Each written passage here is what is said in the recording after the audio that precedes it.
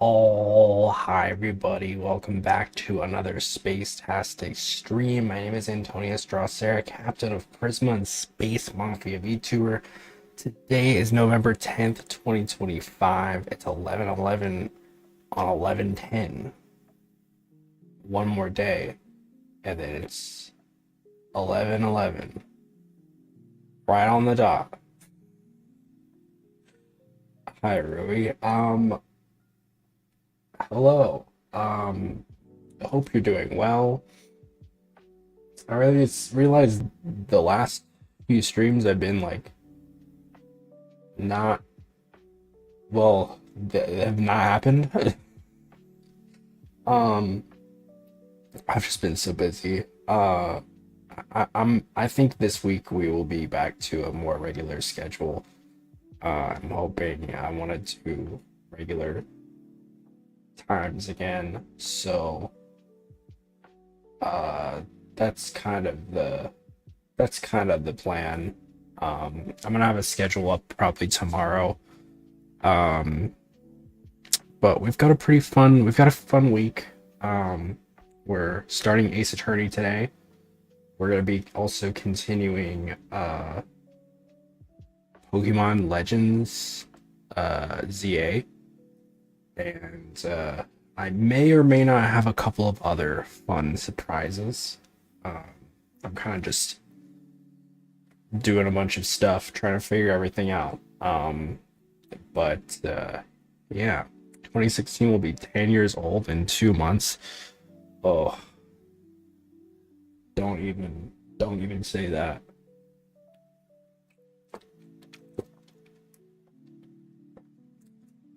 I refuse to acknowledge that. I graduated high school in 2016, so that's kind of crazy to think about. Graduated high school a decade ago. It doesn't feel real. Time is not real. Time is not a,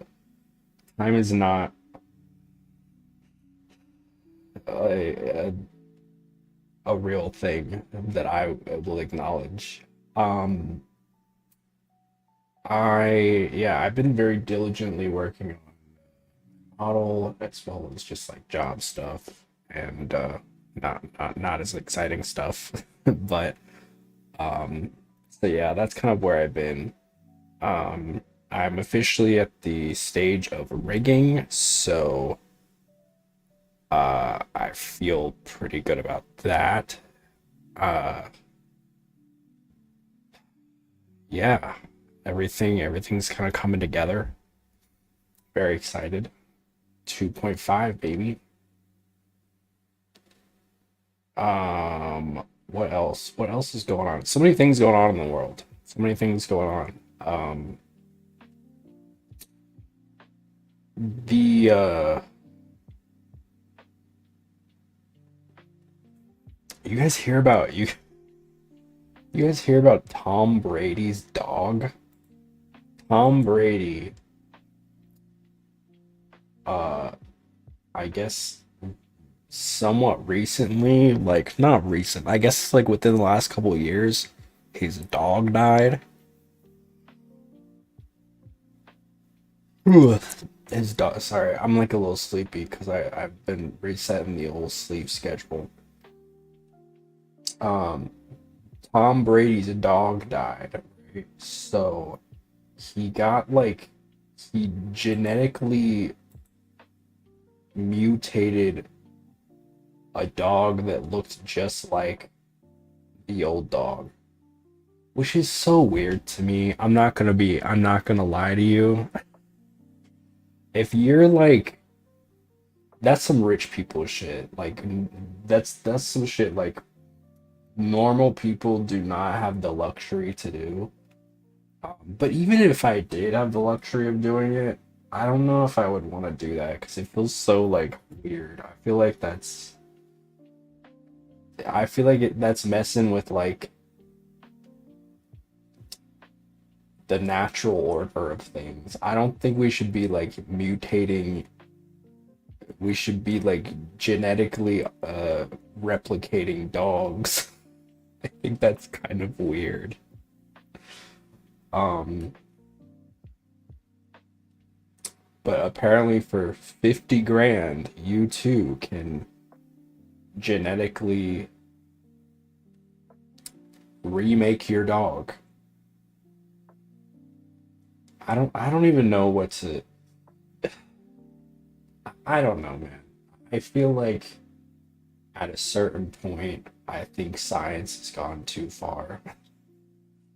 Um, and it's like I was thinking like, okay, because my first instinct was like, get a new dog, just get a new dog. And like, okay, obviously, like I understand you have like a connection with your dog, right? Like a connection, if I if I won't lie, like if I could bring back my dog Jasmine, like I probably would, but like that's not her, right? Like if you're just like mutating a dog that looks like the one that you had, like that's not that's not the same dog. It's a different dog. It's just got the same body, I guess. Like it's not this you can like tell me, oh, like she acts the same way, like she has the same preferences. It's like great, okay, but like that's not the same dog. It's just not the same dog. I refuse to admit it. Hold on. I refuse to like acknowledge that. I think that's not even true, you know? I don't even know if like is the dog okay? Like is it like there's so many questions, like moral and otherwise, that I have, and like I just don't know. Like I guess when you have like so much money, you can do like crazy stuff like that. But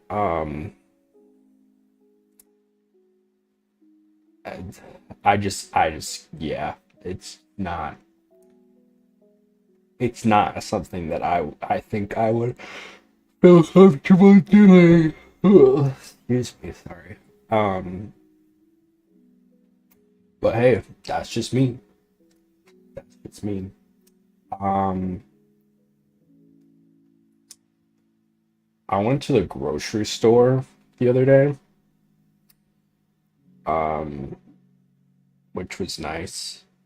I usually don't go to the grocery store because I don't trust myself at the grocery store, which I immediately like when I walked out, I felt like bad, and had to like return some of the stuff that I bought because I was just like I spent too much. Um, which I felt bad doing, but at the same time, I'm like I have only so much money right now, and I feel like I gotta be smart, you know. So, but every time this is another reason why I don't go to the grocery store. Okay, I don't know what it is. I don't know if it's a me thing. I don't know if it's something I'm doing. Maybe I just look suspicious. I don't know. Um, every time I go to the grocery store, I go through self checkout because I usually only buy like 10, 15 things. So like I'm in and out, right? Um, I don't know if it's the way that I scan it. Maybe you guys know, but every time I go there, it is always clocking me as if I'm stealing shit. Every single time. And I'm not stealing shit. Every single time, it's like they'll do the thing where it's like, please make sure to scan all your stuff. And it'll say that like every time I scan an item. And then like I'm scanning it, right? Like I am scanning it, I'm paying for it. But every single time, like immediately after I scan it and put it in the bag, it's like, please remember to scan it. And then it'll do the thing after like a couple of times where it asks you to do that. Then it'll be like, we're gonna get a staff member to come over here. It's like, why? Every single time I go through the checkout line, they always clock me. And I'm not stealing. And and this time specifically, this was a new Kroger, and yes, it's Kroger. It's always Kroger that's clocking me for it. Um, I go through the line, or I go through the self checkout, and there's like the bags, right? And then above the bags, there's like a shelf, and so like I put I put some stuff uh I put some stuff on top of there because I ended up just not buying it. Um, I didn't know that was like, I didn't put it in a bag or anything. This woman came over here and was like, uh, are you gonna buy these? And I was like, no. And she's like, well, why didn't you scan them? I was like, because I'm not buying them. And she's like, are you just saying that, or are you saying that because you got caught? And I was like, what? She's like, sir, I don't think you're gonna pay for those. I was like, well, no, I wasn't, because I'm not buying them. She's like, exactly. And I was like, what do you mean? I was like, ma'am, I'm not purchasing these. I want these sent back. And she's like, mm-hmm, okay. I was like, not the attitude. She gave me some attitude. I guess she thought I was stealing, which, like, okay. I mean, I didn't know that this shelf. Sorry that it wasn't clear that the shelf on top of the bags was not like was a purchasing shelf. Like, I don't even know what to make of that. Just made me so mad. I didn't like say anything. I was respectful, but like this bitch really was trying to make it seem like I was stealing. Um, but I was like, no, I'm not about to buy this. This cheese was like $8, dude. I was like, you know what? I'm just not gonna buy it because it's $8. I'm not gonna buy an $8 cheese. That's silly. Even though the price was like $4. And then it rung up for 8, and then it didn't come off of the discount. So I was like, all right, whatever. I'm just not gonna buy the cheese. Um, but yeah, every single time, it'll happen multiple times. Like every single time, like they'll need to come over. It's like I'm not stealing. And then they'll have like the really unflattering like overhead camera that shows you like clearly scanning something, and it's like, you didn't do this. It's like, no.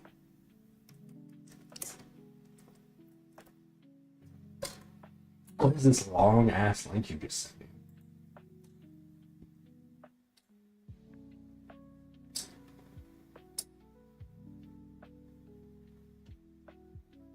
A cheese wheel?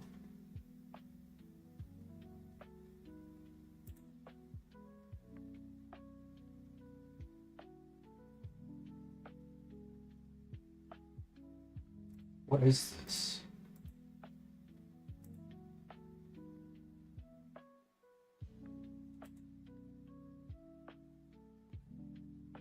$3,000 cheese?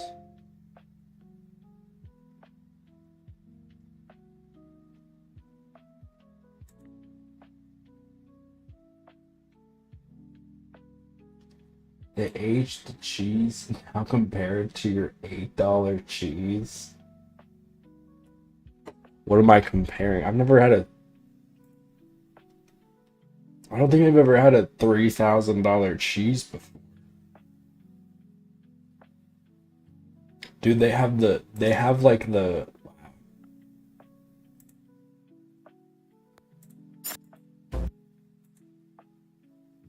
Okay, so what would you say for a discount on the? I'm already a customer. Go away. Leave me alone. It's gotta be some fire cheese to be $3,000. Okay, let me. What are the reviews?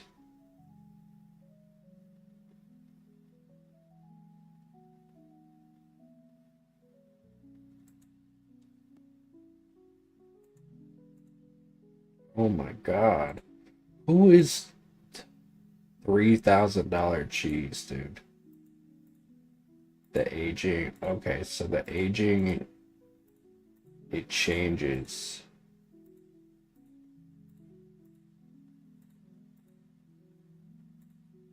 Why is 48 and 60 months the same price? Okay.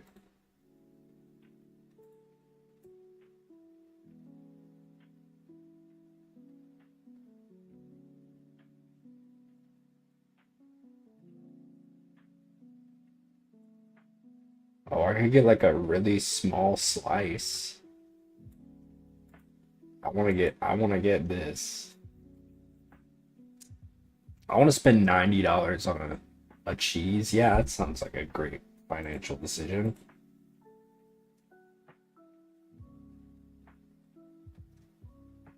I don't know, man. If you gotta wait that long for a cheese to age,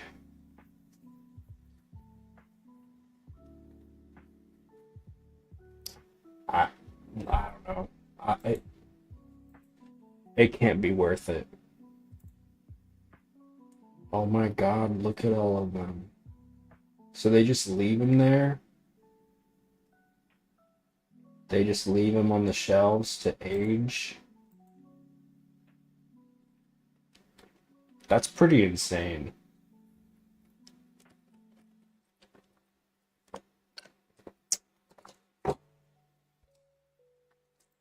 In 2025, do we not have like a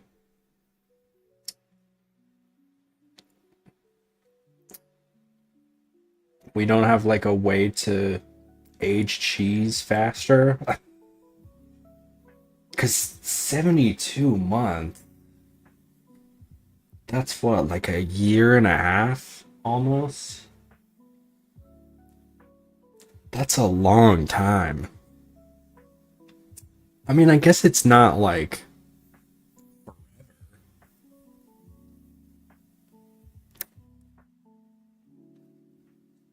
I guess if you had like if you put one cheese in every day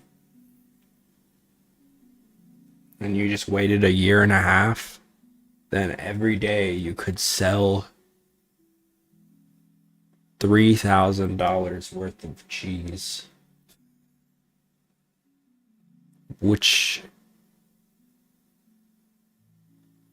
I guess is a pretty good business market, you know? Like that's pretty solid. Um, I don't know. I can't imagine a $3,000 cheese is worth. I'm sure it tastes good.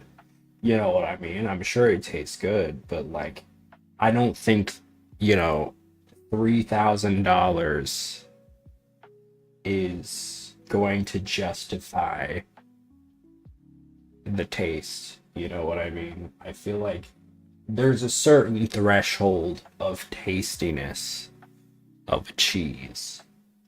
And at a certain point, like, I don't care how good it is, even if it's life changingly good, I don't think $3,000 is like gonna be the move. You know, I'll pay maybe like $30 for like a really good cheese if presented the opportunity. I've never done so, but like, you know, I've definitely purchased some bougie cheeses in my life just to experience what it's like, You know, and I'm not like a cheese snob. I just know like I've had cheese before and I'm like, ooh, this is really good. Not really knowing like flavor profiles or anything. Because you know, there's people get serious about cheese. Um, I just like it. You know what I mean? Give me a nice cheese. Um, I'm I'm good. I'm good with it. You know, I'm chilling. I'm chilling. Yeah, I'm chilling. Chilling with the cheese. Chilling with the cheese. Chilling with the cheese. I like cheese. Ooh. I'm gonna get some more water real quick. I've been.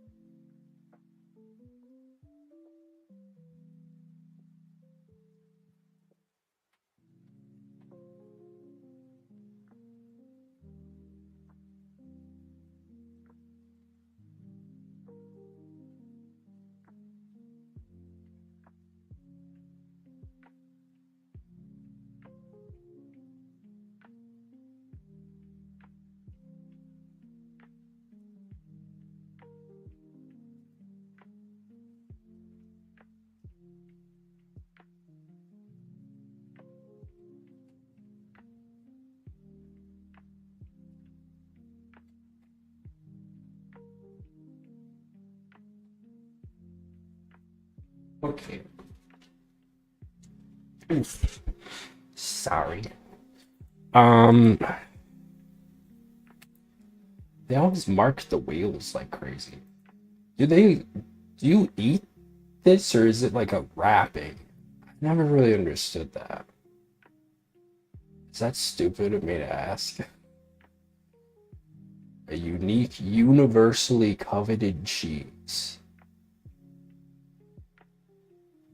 At 18 months, Parmigiano exudes youthful aromas with fresh fruit, grass, flour, and milk nuances. Sure. At 24 months, its aromas intensify, culminate in a perfect balance of sweet and savory. A more pronounced crumbliness highlights the cheese's characteristic grain. At 36 months and beyond, this crumbliness is further accentuated, accompanied by spicier flavors, where fresh fruit aromas give way to more intense dried fruit nuances. At 48 months, he amazes. He We giving the cheese pronouns? He amazes for its flavor and for its crumbly, grainy texture. It melts in the mouth. Well, God, I hope so. It is tasty. God, I hope so. Sometimes with aromas reminiscent. Sometimes. What do you mean sometimes? I'm spending $3,000 on a cheese. It better be all times. With aromas reminiscent of dried fruit and a nutty aftertaste. Those who taste it can only appreciate it. Okay. The paste is straw yellow. Ew. And compact with numerous tyrosine granules. At 60 months, its friability is further increased, presenting an amber, grainy, and mineralized paste. The taste is strong and very intense, but never spicy, as happens with other very mature cheeses. Typical aromas of younger maturations, milk, yogurt, and hay leave room for much more complex and marked woody, smoky, spicy, and citrus scents. I feel like we just lying. At $3,000 at 72 months, we just lying. At 72 months, the color is amber dry, extremely crumbly, with hints of cheese crust. What? Hints of cheese crust? Spices, leather, dried fruit, tobacco, medium flavor in combination with a fortified wine. It manages to perfectly restore balance in the mouth. Okay. This is... Come on. We're just like saying things now. At 72 months, the war in your mouth will be ended. A ceasefire will occur.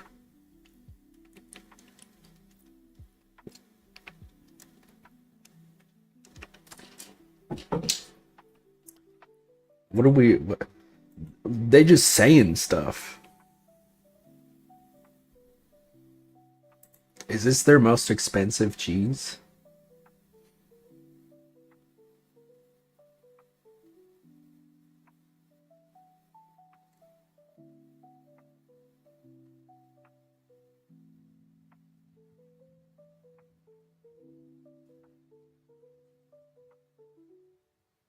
Italy really just be doing shit. Do they have the maggot cheese? You guys know about the maggot cheese?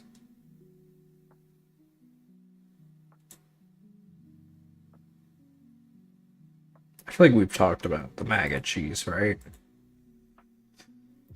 In Italy, they have this cheese where they put like the larva of a cheese fly.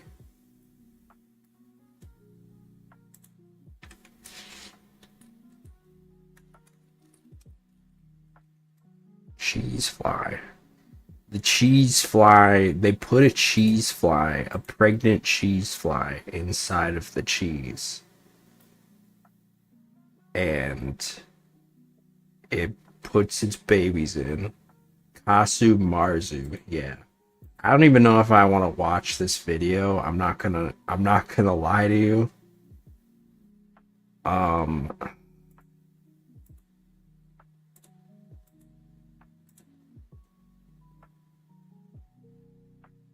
I'm a little, y'all know how I feel about maggots.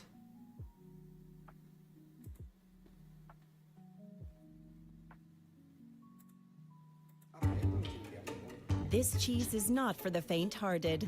Why? Kazumartsu is laced with maggots. A me piace quando sono i vermi e quando non sono più fermi. Quando sono i fermi è più fatto e ancora più buono. Questo formaggio è forte come la gente di questa terra. Bella! Granitico. Kazumartsu can actually be harmful to your health. If the maggots are still alive, they can damage the digestive tract, but that won't stop its fans from indulging in it. No cheese can be that good.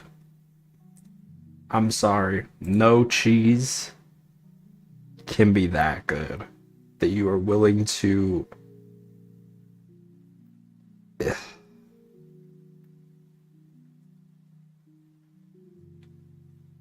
That you are willing to sacrifice your digestive tract.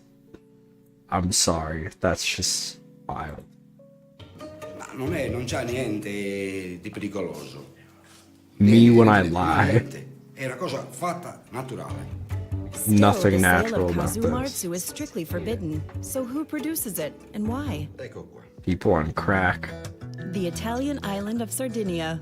The heartland of the country is known for upholding all kinds of old traditions. Farming here revolves mainly around sheep, which provide milk for the island's trademark cheese, pecorino. We'll see how pecorino becomes Kazumartsu in a moment. There are around 3 million sheep on Sardinia. Mostly Pecora sarda, a breed that produces a lot of milk. Jesus. È la tradizione, la cultura. C'è la cultura proprio sarda, la pecora. Abbiamo anche quella delle mucche, però la pecora è l'animale che va di più. At Fattoria Eastentalis, a small cheese dairy, cheeses are still handmade every day, in keeping with tradition. First, the milk is heated to 36 degrees Celsius.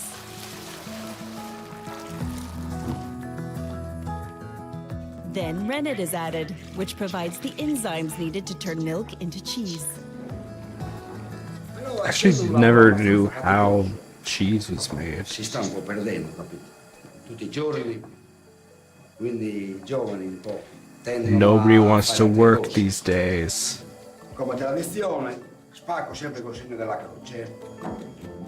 After about an Oh. hour, the curd is Jesus ready. has no part in It the has been making of heated this again and cheese, filled I into assure you. molds, followed by a few squeezes to remove any excess whey.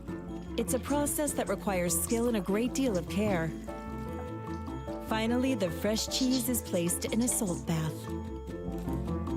Una volta che ci sta 6 o 7 ore, viene tolto e viene messo in queste tavole per la stagionatura. This is what the pecorino looks like after maturing. But how does it become Kazumartsu? C'è una mosca proprio del formaggio, c'è un moscerino, non è una mosca tipo quella che vediamo nelle nostre case oppure in giro, è proprio una mosca del formaggio. Basta una piccola creppa che fa il formaggio, entra dentro, mette le uova e piano piano diventa Kazumartsu. Ce la accorgiamo perché ci sono i vermi dentro. Literally, Kazumartsu means spoiled cheese, which was once thrown away. Now it's a Sardinian delicacy. Che questi sarebbero tipo vermi già morti, questi sono già morti questi. Però per vedere se è fatto lo dobbiamo per forza aprire.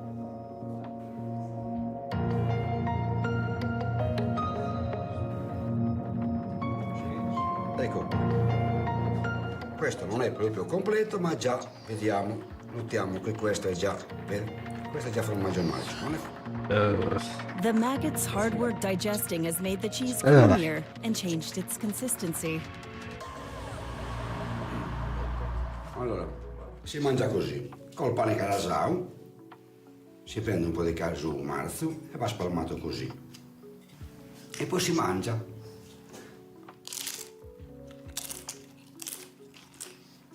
Buonissimo. Questo rimane un gusto forte e piccante. But what's it like if you're not from Sardinia? Our reporter dared to Girl, find don't out. do it. Molto forte, un po' di coraggio. Girl, don't do it. Tranquilla, che buonissimo. She gonna die, Tranquilla. dude. Assaggia. È forte, molto, un gusto molto piccante.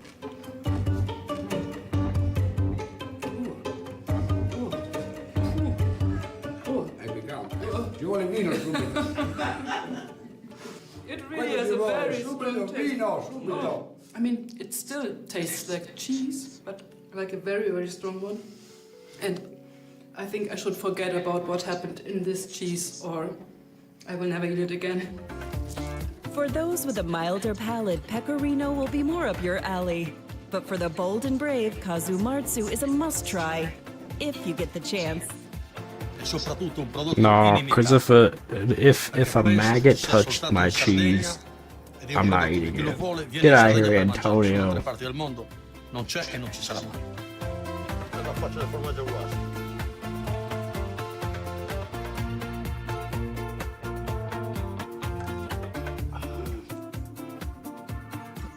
Sick. You people are sick.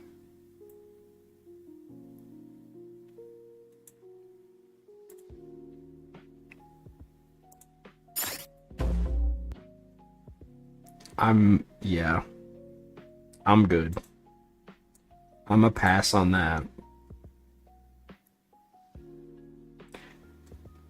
Would you eat the mac and cheese? Let me know down in the comment section below. I just feel sick to my stomach thinking of like eating cheese. Like, I already am like deathly disgusted by maggots, so like the idea of eating something that a maggot squirmed around in and like ate its way through and probably pooped in and shit, I'm good. Especially if it's like, especially because they said, oh, if you eat it you have a chance of like damaging your digestive tract. Yeah, I'm good. I'm good on that one, big bro. I am so good.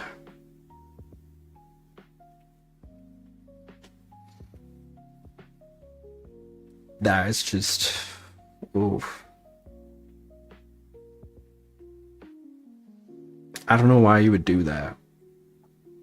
I also don't know how they discover that. Like, you think they just were like, well, waste not, want not. They just like had like a maggot infested cheese at one point, and they're like, wait, this kind of tastes good. And it kind of circles back to the $3,000 cheese. It's like, okay, how far are you gonna go for like a good tasting cheese? Because there's only so far that I'll go, and that is, as we've learned, not $8.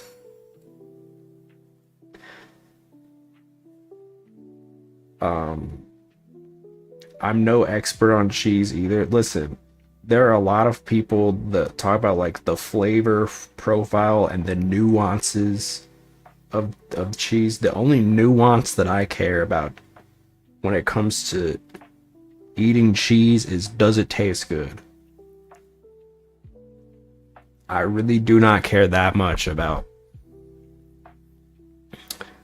you know, if the cheese is a Cancer moon rising.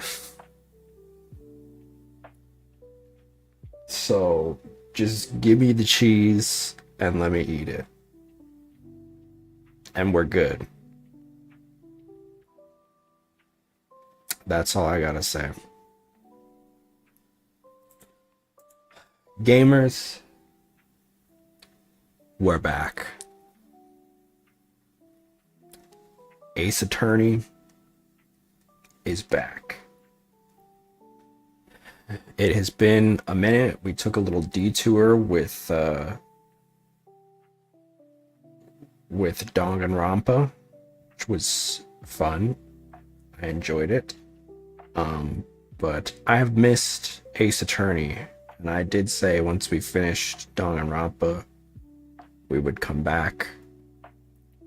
And so today we are starting Ace Attorney Investigations, which stars Miles Edgeworth, the prosecutor that you all know and love, or maybe you don't, in which case hopefully you will.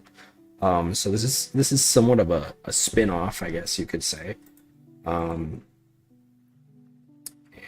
I'm very excited. I'm very excited for it. So I say we just get right into it, shall we?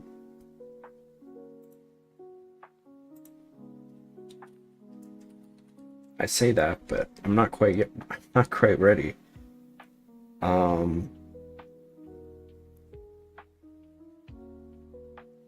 Ace Attorney Investigations, Miles Edgeworth.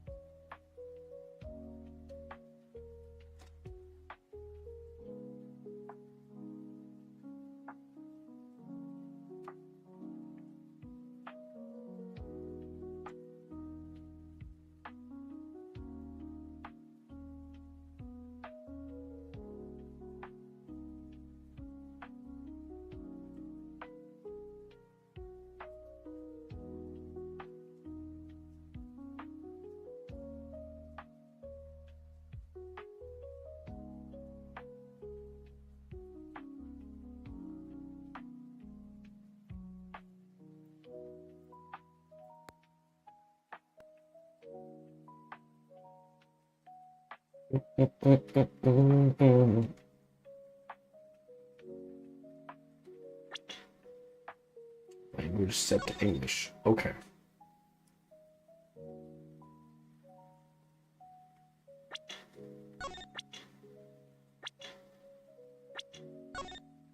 We are back.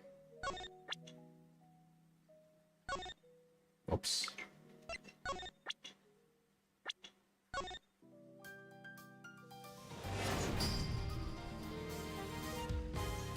Here we go. But yeah, I also bought, there's like a $4 DLC that came up with like some extra music, so I was like, you know what, why not? So I got this on discount.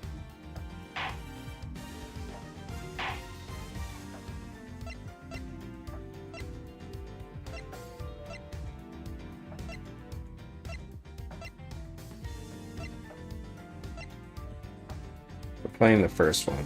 I don't know why I'm looking at the second. Whoa, look at him go.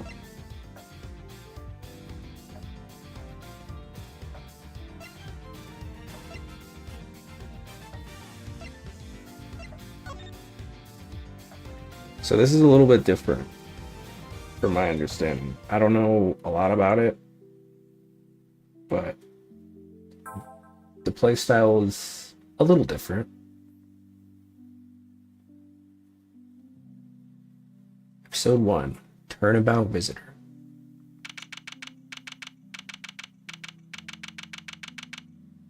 March 14th, 1:16 a.m. To make sure the defendant is found guilty, what other choice do I have? That's the job of a prosecutor, after all. That may be true, but why? Why go this far? Sorry, maybe I wasn't clear enough. But a guilty verdict is all that matters to me. No matter what the cost. Whoa.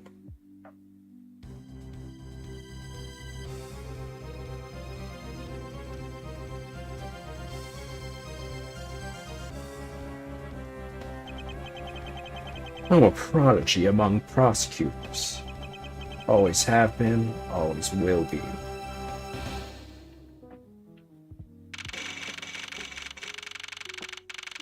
March 14th, 2:05 a.m. Prosecutor's Building, 12th floor hallway.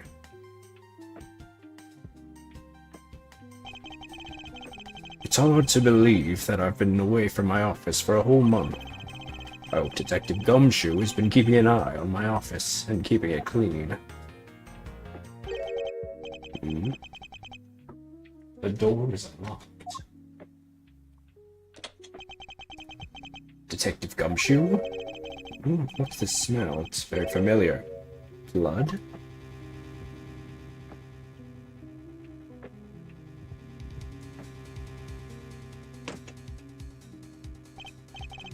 What the? What's the meaning of this? Freeze.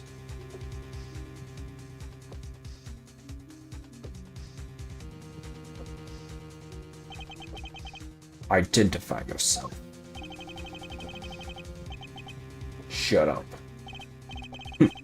You've got some nerve committing murder in a prosecutor's office. Is that a threat? Let me make one thing very clear. What? No one gets away with committing murder in my office. No one.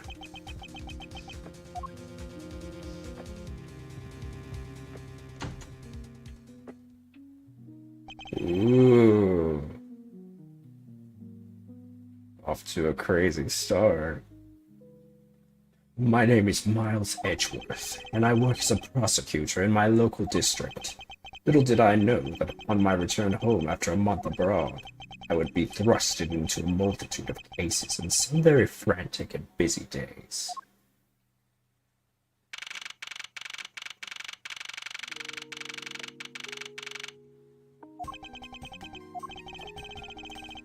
I finished photographing the victim's body, sir. Very well. Please continue your investigation. Yes, sir.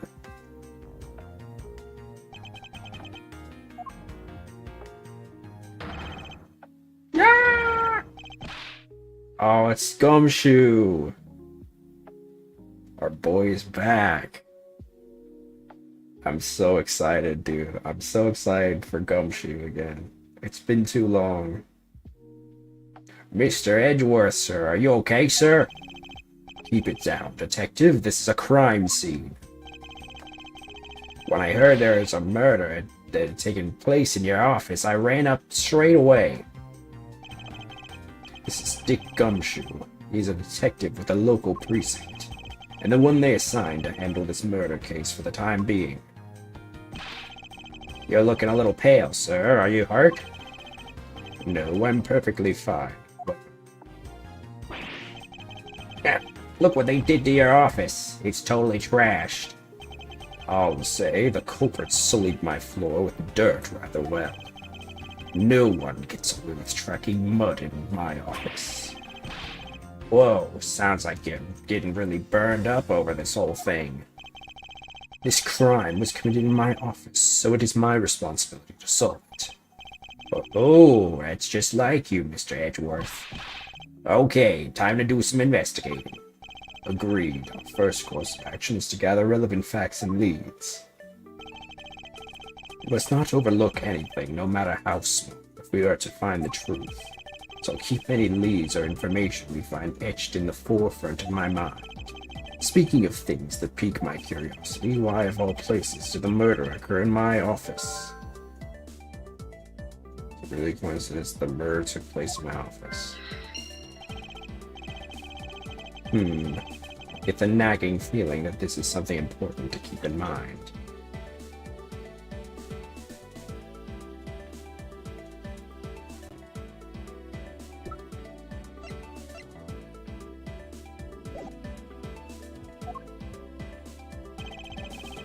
Yeah, I was wondering that myself, sir.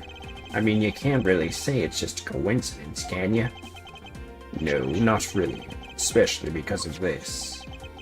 The key to your office? What do you mean, sir? If you think about it carefully and use logic, it should become clear to you. Logic? By finding the connection between two pieces of information and connecting them, new information is born. That is the end result of using logic. So how do you use it? First, I recall the information we've gathered with L, and then I connect them together with X. Now to use L and recall the facts.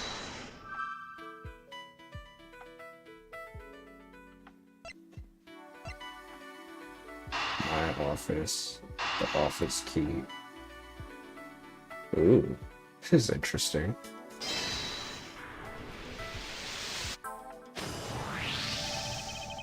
For security reasons, all prosecutors' doors are outfitted with locks, which means it would have been hard for the murderer and the victim to get in here.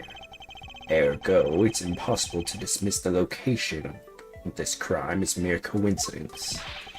Yes, that's exactly what I was thinking, sir. There must be a reason why someone infiltrated my room. What was the killer after?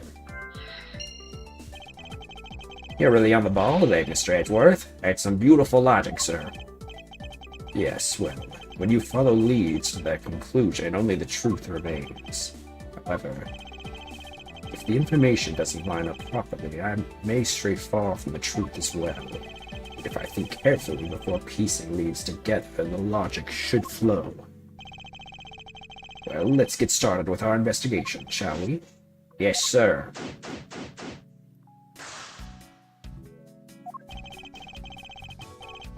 The basis of any good investigation is to examine everything, sir. I know that. And when I want to examine something, I simply use A when I'm next to it. Oh, if you ever feel lost and want to talk, just use X, okay? And I don't just mean, like, on the investigation, just if you ever need somebody to talk to, because, you know, you've been single for like 30 years, so. I'll give you great precise advice as an ace investigator, sir. Something to try later if I have free time, I suppose.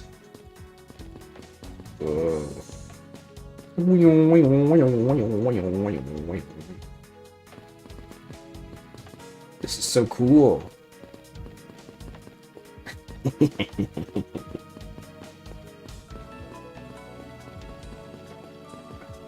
Doing a little run around the desk. Getting my daily jog. He's got a nice view. Has he always had that? Such a nice office. How is it coming along? Please, I need absolute silence. Fingerprint lifting is a delicate art. Well, I never. Hope we can solve this case quickly. I'd like to return to relaxing on this sofa. That thing looks like 1,000,000,000 times softer than my mattress at home. Can I sit on it too, just for a little while, sir? Don't you? You know I can't allow that. Until this case is solved, neither of us has time to spare, let alone rest. You're right, sir. I'm gonna work hard and be a real trooper to the end. Even once this case is over, I don't think he can afford to take any time off. That's right, Gumshoe it's like ramen only meal plan. Do you have anything to report? Sir, yes, sir. Nothing out of the ordinary right now, sir. Yet there's something out of the ordinary right in front of my eyes. Talk about a contradiction. Something out of the ordinary, huh? I should look around a bit more. What have we here? Could this perhaps be the murder weapon? If so, it would mean that the killer made their escape after disposing of their gun here. I think I've seen one of these. I think I've seen one of these before. Care to enlighten me as to where? Oh, I know. I was issued the exact same model. Fake. Detective. I don't really like guns all that much. I mean, they're really dangerous. Now that I think about it, you do see this model precinct a lot, sir. I don't use mine much, except in emergencies, so that's why I didn't recognize it. So it's the same type of revolver as the ones used by the precinct's detectives. Oh.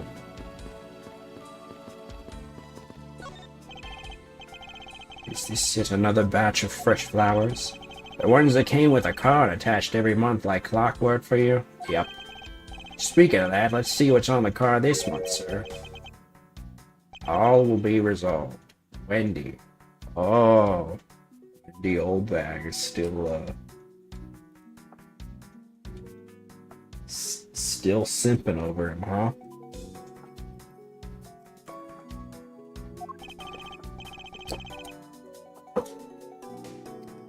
Oh, Miss Irony, how painful are thoughts.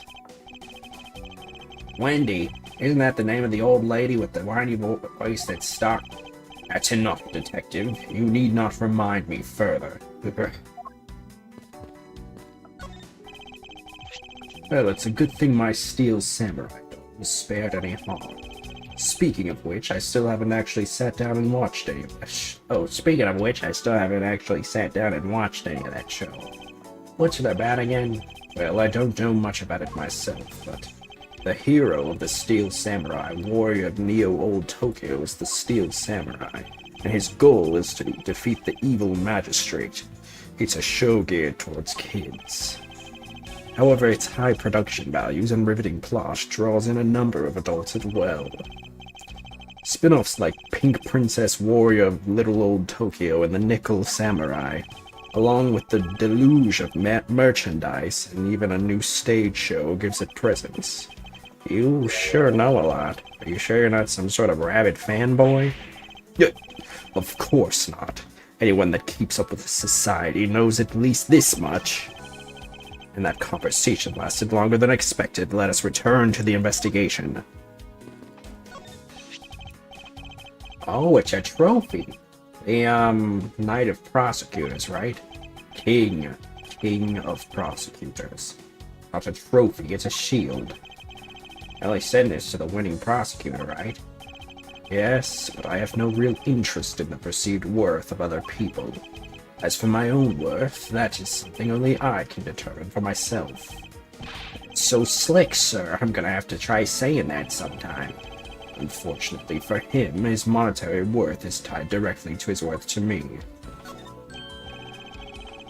Ah, watch out for the teacup fragments there, sir. That killer is going to pay this tea set. Yikes. You're... I'm living for these expressions. You're really mad over this. This tea set is very dear to my heart and can only be bought in England. It costs more than your whole month's paycheck. What? $5? Now I feel like the killer's wasted one of my monthly paychecks. It finished photographing the body, so it should be alright to examine this area. Whoa. You have a period or something? Why is his crotch bloody? I won't rest until I've inspected every suspicious-looking nook and cranny. What do we have here? Hey, I think I've seen one of these before. It's a police badge, detective. Oh, hey! I have the same exact thing, actually. What a coinkydink. Let's take a look inside. Mr. Buddy Faith. It would appear that our victim is a detective just like you. I seem to have gathered a few pieces of pertinent information. Now to calmly use some logic, I can figure out if any of them are connected to each other. Let's see here. There's blood all over his lower abdominal area. Looks like the bullet passed clean through his stomach area, sir. Sure. Looks like his ball exploded. In other words, he was shot. Yep. And until the autopsy's done, I don't think we'll know much more than that. Please have the body sent to the morgue once they're done processing the crime scene. You gonna be okay with keeping track of the evidence we find, sir? Of course. This is the safest way I know how to keep track of it all. Alright, if you say so. I keep all the evidence I find either in or with my organizer. When I want to re-examine a piece, I have but to press R to open my organizer. But the organizer isn't only for evidence. I keep people's profiles on hand in it too. It's probably a good idea to make a habit of checking the facts often.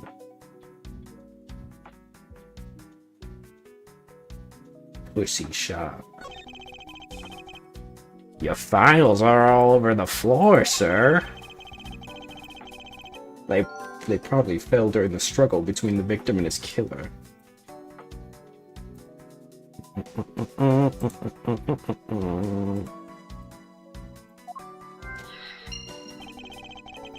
and I tried so hard to keep this place spotless while you were away. I mean, it's just rendered all the time and effort I put in it pointless. I don't recall ever asking you to clean my room. Well, I watered the flowers every day, just like you requested, sir. I just added cleaning to that list as a weekend special. For about half a day every Saturday, I'd come in and clean this place until it sparkled. So you have a life?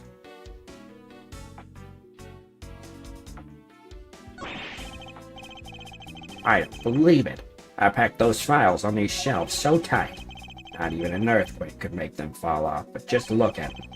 At this rate, the rest of the files won't be able to withstand an earthquake at all. A problem, to be sure. Well, once the investigation is over, we'll put them back up on the shelf.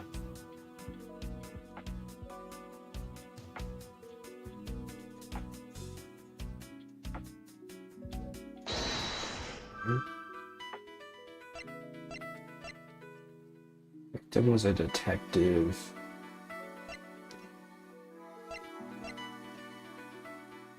What was happening in my office? What was the killer?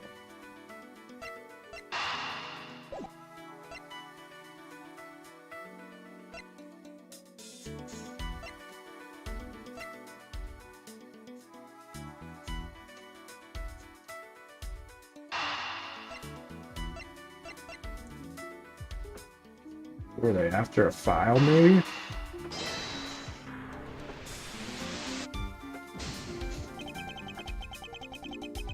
The pieces don't fit together quite right.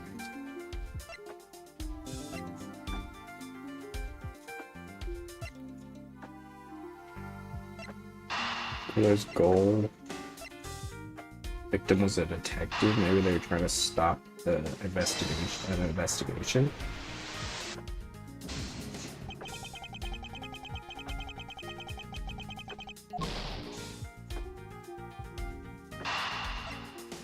The revolver? Okay, so it's not the goal.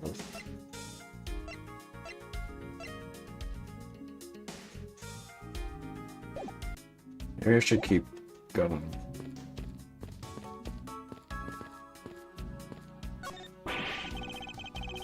Ouch, they even knocked over your chess set.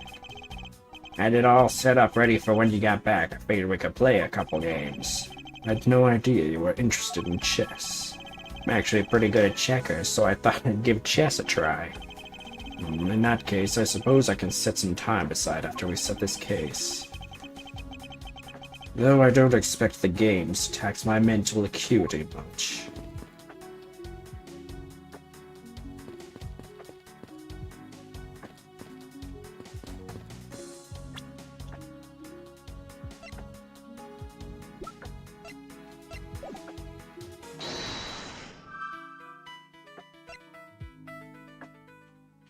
Victim was a detective. The revolver.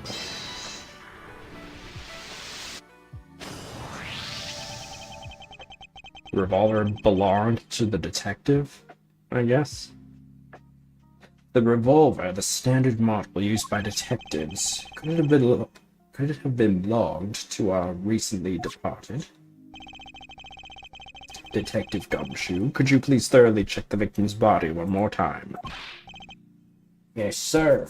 On it now, sir. Excuse me, pal. Let's see. What have we got here? Mr. Edgeworth, sir. This guy's wearing a gun holster.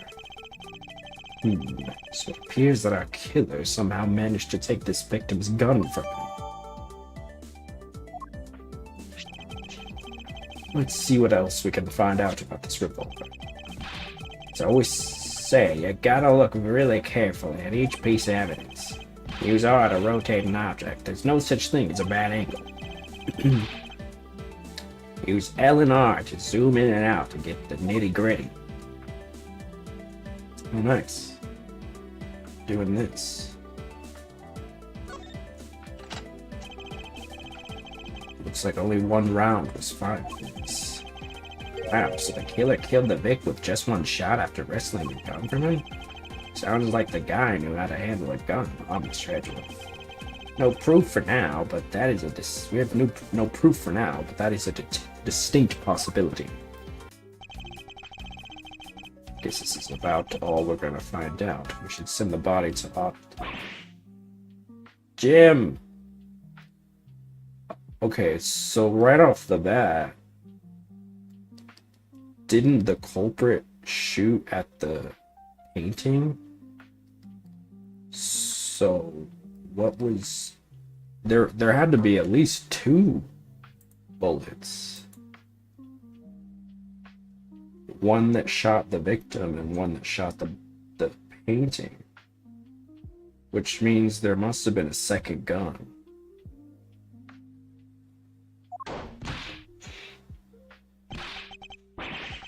Why, oh why? How could this have happened to a guy like you? Are you alright? Don't touch me. Leave me alone. Just let me be. Sorry, but I can't do that. The investigation is still ongoing, so please refrain from touching the body. The body? The body? Don't talk about him like he's just some lump of flesh. Look at him. Jim looks like he's just turned in for the night. I'm sure. Just in a blood-stained suit, pal. Where are my manners? Aren't you that prosecutor? Why, yes, I am. I'm is it Jaquez? Jacques? How do you pronounce this?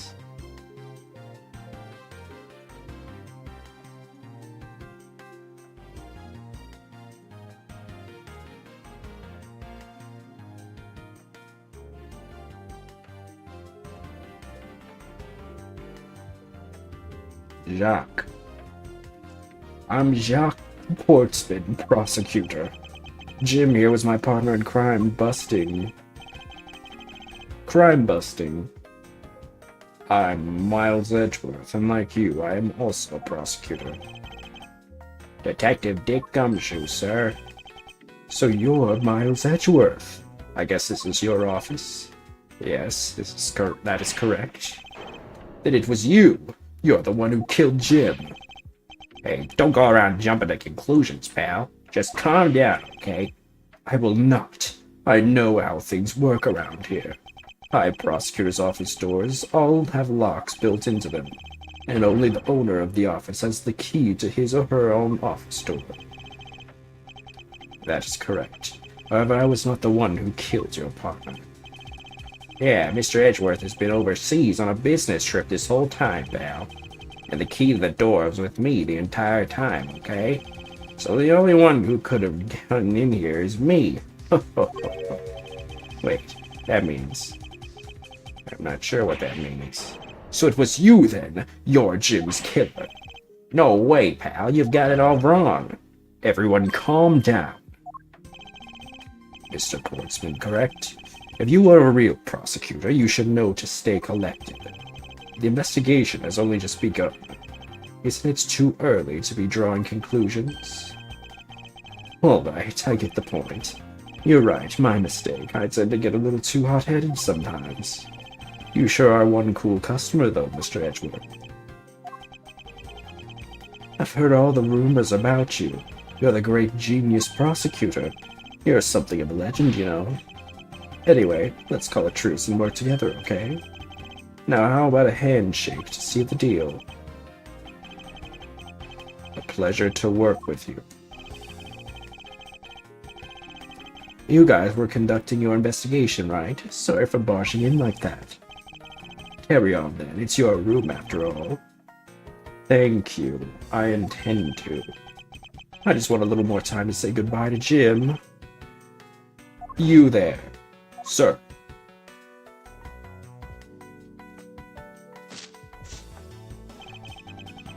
I want you to capture this scene on film for me. My final farewell to my partner, Jim.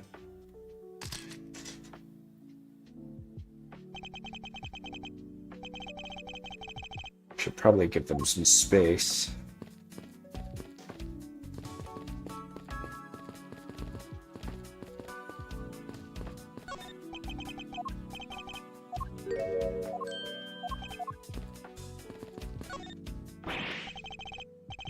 Ah, your jacket, sir. What's it doing on the floor? It must have fallen off the wall when the killer tried to threaten me by firing a round. So the killer not only shot the victim, but they shot your jacket as well? They dared to shoot the ultra-special jackets that you made your prosecutorial debut in? What if they had shot through it? It would have been a disaster. It's not worth getting worked up over, detective. Not when there's something more here. Huh? Like what? I take it you haven't noticed it yet, detective. There's a giant contradiction right here in front of us. Really? Did I say contradiction? He must be rubbing off me. I'm starting to sound like him. But I have my own methods, and I will conduct this investigation my way. Damn, even in his own game, he's still thinking about...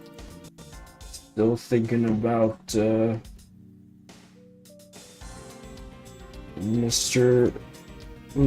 Right. Hold on, I'm gonna turn my heater on.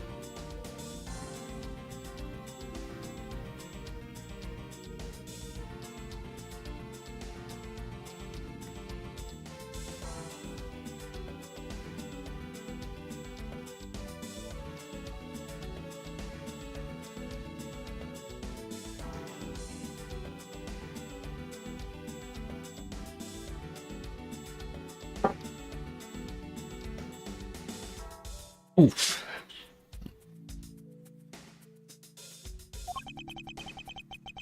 When the scene before me contradicts a piece of evidence or seems off, and that's when my deductive skills come into play. First, I have to find the spot that holds the contradiction. This is it. This bullet hole is where the contradiction lies. When I spot something that's off, I should point my cursor at it and press X with conviction. And when I have found sufficient proof to prove the contradiction, I present it. This is how I do things. The revolver.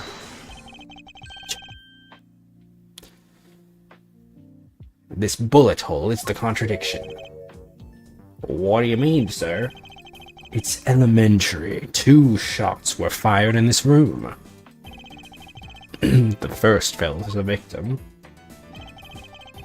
and the second fell to this frame. I don't understand why the victim has a... Was the victim, like, scratching his dingling when it was bleeding? What's, like, why?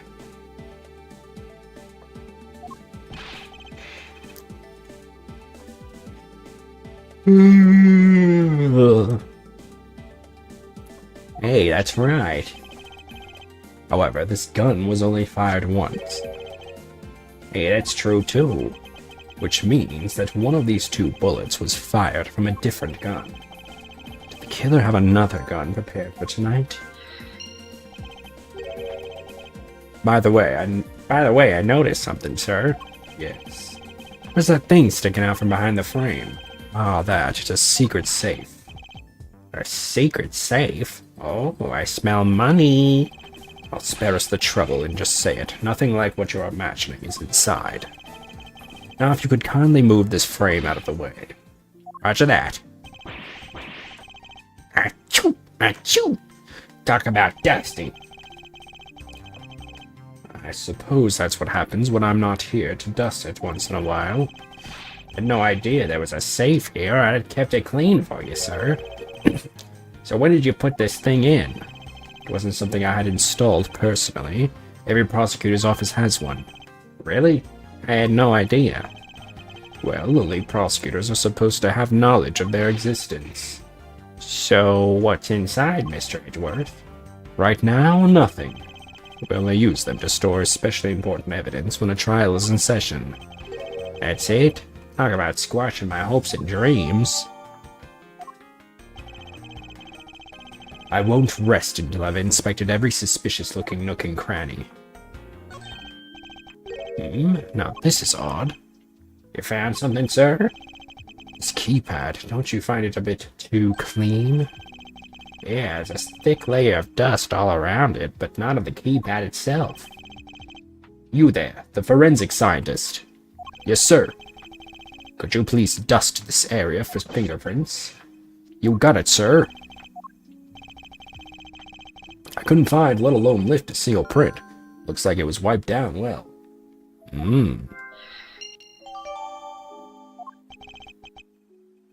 As I thought. I think I can make a connection, yep.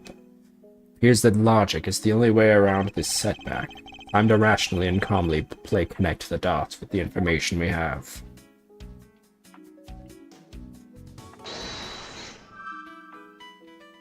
I'm guessing the killer's goal and the wiped fingerprints?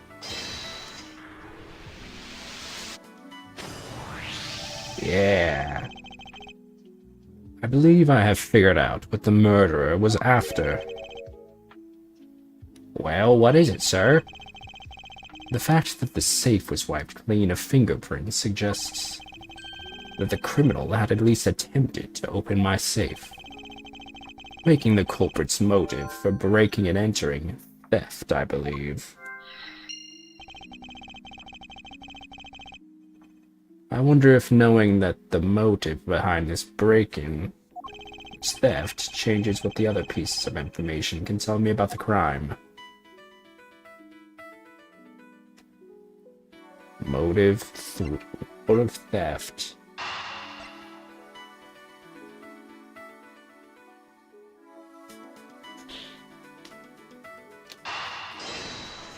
Let's try it.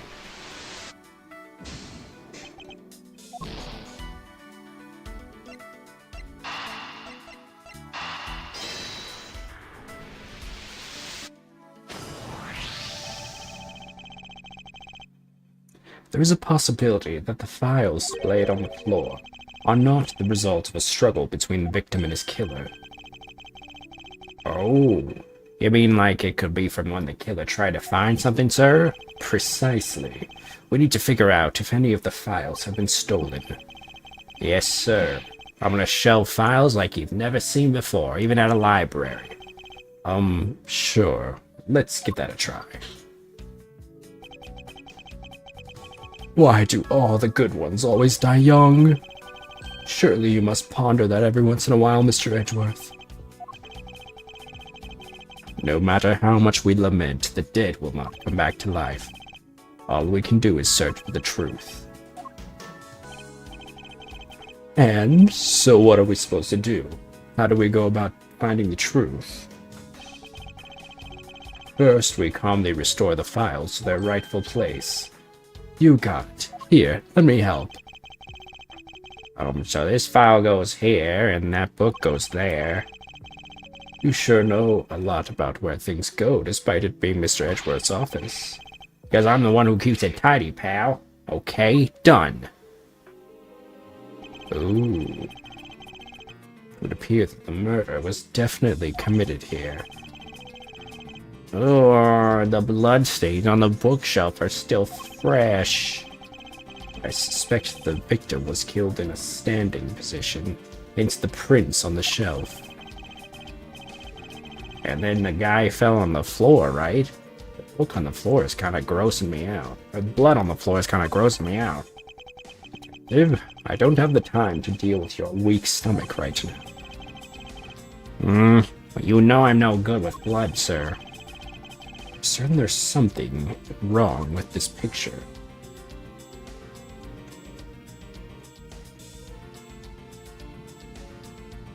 The handprints are backwards. The victim's handprints must have tried to support himself with his hands here after being shot. There are prints on the floor, too. Those must have been made when, unable to stay standing, he dropped to the floor.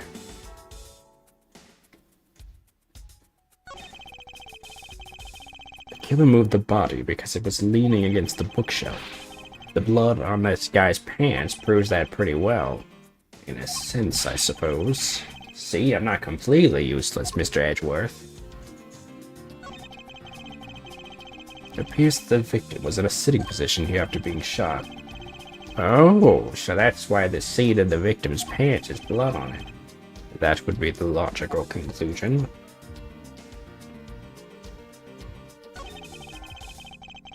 So this is where the bullet lodged itself after it went through the victim, huh? For the bullet to be lodged so squarely in a file spot indicates that the files were ransacked after the shooting had occurred. And I guess the victim was moved because he was in the killer's way. I'll put them all back, just as they should be, sir. Doesn't look like anything's missing. Although, it does look like the killer moved the body to flip through my shell. I wonder if they found what they were looking for.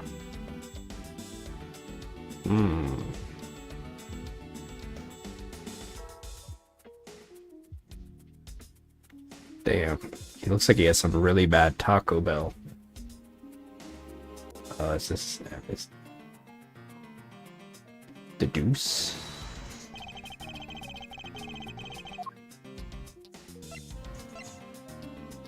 The revolver? It's clearly where the contradiction lies. I don't really see what's so wrong with that spot. Don't understand. You see, therein lies the contradiction. Mr. Edgeworth, sir, it'd be nice if you just admit when you're wrong. That wasn't a mistake. That was me keeping you on your toes, detective.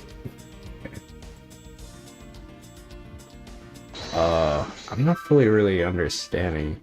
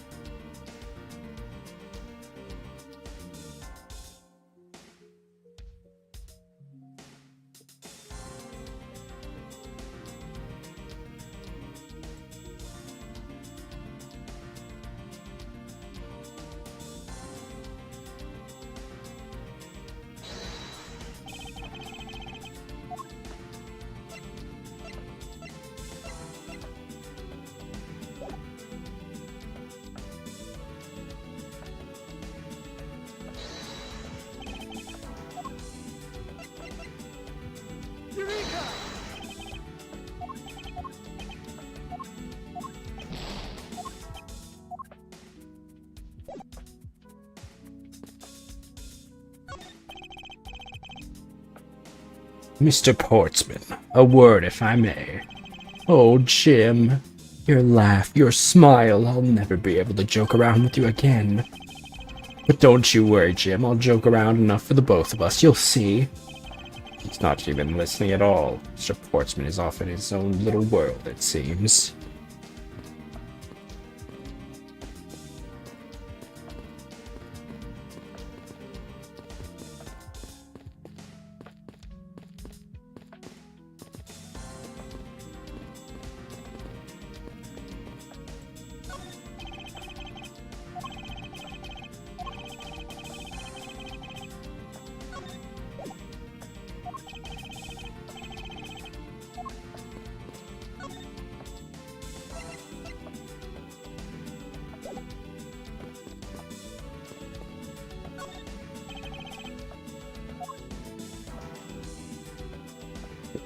This picture.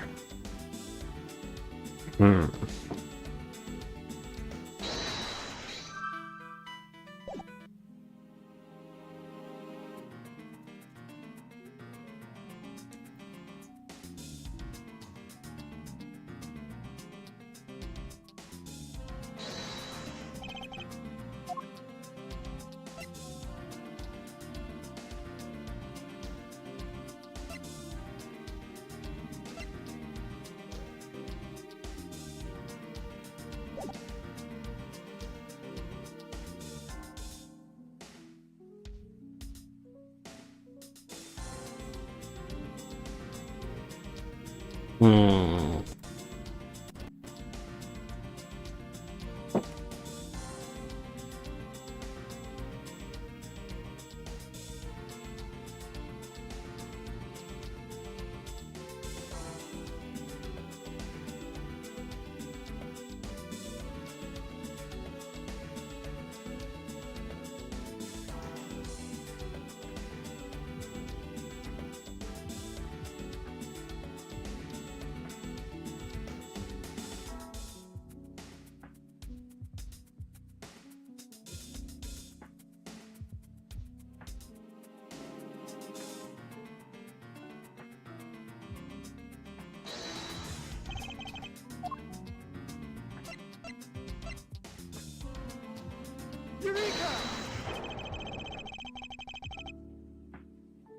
There's clearly a contradiction here with this bullet hole. What do you mean, sir? You don't see? Quite simply, the bullet hole itself is too low. The victim... Oh, yeah, that makes sense. I looked it up because I didn't know. The hole should be much higher up. But what if the guy was shot while he was sitting or lying down, sir? That would be illogical. The victim leaned against this shelf here after being shot, which suggests that he was standing when he was shot. And that means... Wait, what does that mean, sir? It means you need to use your brain every once in a while, instead of mine, detective. In any case, it means someone made a faulty assumption, and it was from this mistake that our current contradiction was born.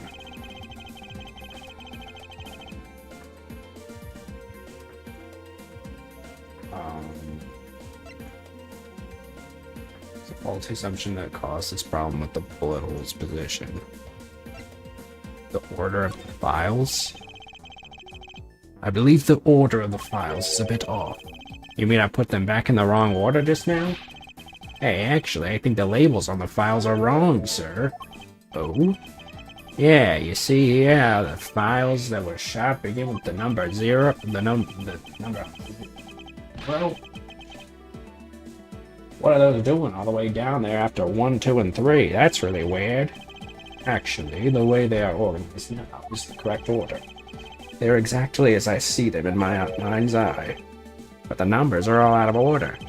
Those white binders are special, so they're arranged a little differently. But from this we know that the files were not in this order when the crime occurred. Ah, so that's it. I believe the killer made the same incorrect assumption as you just did, Detective. Let's rearrange the files in numerical order and see what we find out. Do you think it'd be okay to prop the body back up to how it was before it was moved? They've finished processing the crime scene, so I don't see why it wouldn't be. If you please, Detective Gumshoe. What happened to his head? As I suspected, the bullet hole is now where it should logically be.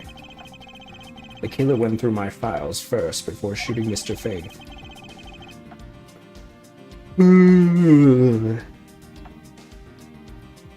And then put the files back in numerical order, I guess. Exactly. And then proceeded to shoot the victim. But why would someone kill a man and then look through your files one more time? Puzzling indeed. Files were thrown into disarray twice, once before and once after the crime, but why? Oh, what's the message? Gumshoe. They try to spell gumshoe? Gumso? Classic Leon situation.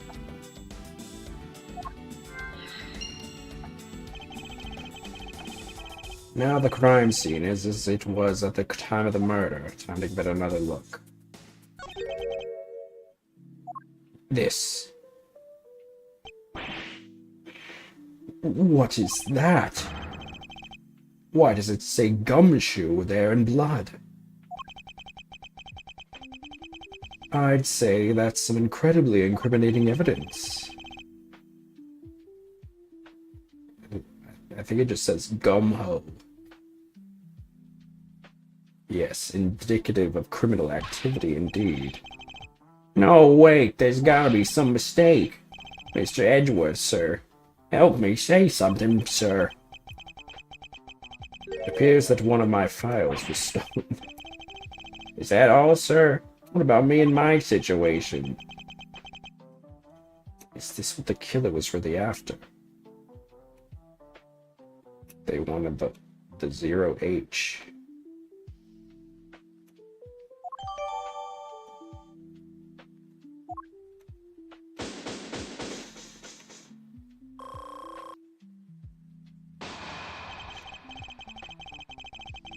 Looks like Jim was able to leave us the name of his killer in the end. And this most important message managed to reach us. I'm telling you, it wasn't me. You can't be terribly pleased to hear that your beloved partner is the guilty party. If you are going to accuse Detective Gumshoe of being the culprit, I sincerely hope you have some proof to back it up. Jim's words, they're more than enough, wouldn't you say? If that's how you want to play it, then at least allow me to understand your reasoning. You got it. I don't like this one bit. There's something strange about this man's attitude. And there must be some sort of flaw to his logic waiting for me to dig out. Mr. Edgeworth, what are you gonna do? What I always do in court. I'm going to cross-examine him. One way or another, I'll expose the flaw in his logic with this technique. Oh, how do you do that? Can you explain it to me, sir? Might as well. Alright, first I listen to the witness's testimony. If I find a flaw in this testimony, something that contradicts the evidence, I open my organizer with R and present the piece of contradictory evidence. To present something, I simply use X, but that's old news. It's not like there's going to be a flaw in their testimony every time, right? Correct. At those times, I need to press the witness with L. Sometimes by pressing, I can draw out new information and new or modified testimony. I think I get it, sir. I'll be sure to try this technique out during investigations, too. Very well. I'll even show you how it's done. Now watch carefully.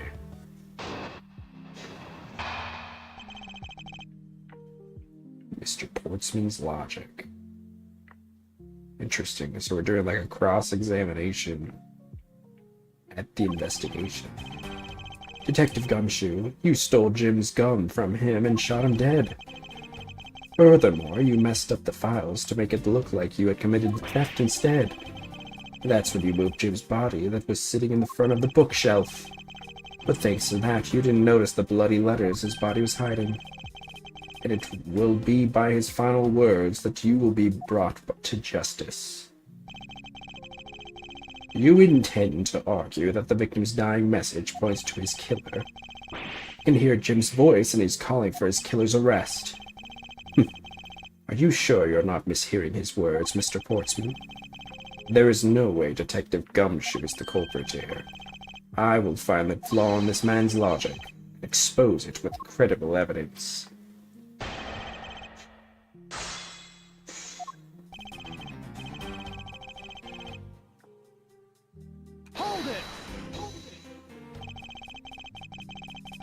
You know, there's something I've been meaning to ask. What is it? Why do you call the victim Jim, when clearly his name is Buddy Faith? Isn't it obvious? Jim is the perfect name for my companion. Jock and Jim. Don't those two names go together like peanut butter and jelly? But Jim isn't even close to the guy's real name. Well, Jock and Buddies just sounds off somehow. Besides, he was the third of a bunch of guys I decided to nickname Jim. He talks with the victim like he was his pet.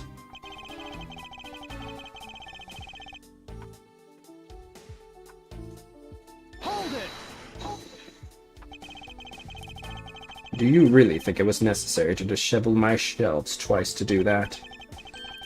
That's true. Okay, then maybe his real intent was theft.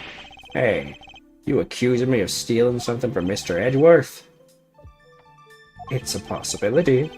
Maybe your salary's been cut so much that life is getting a little too rough to handle.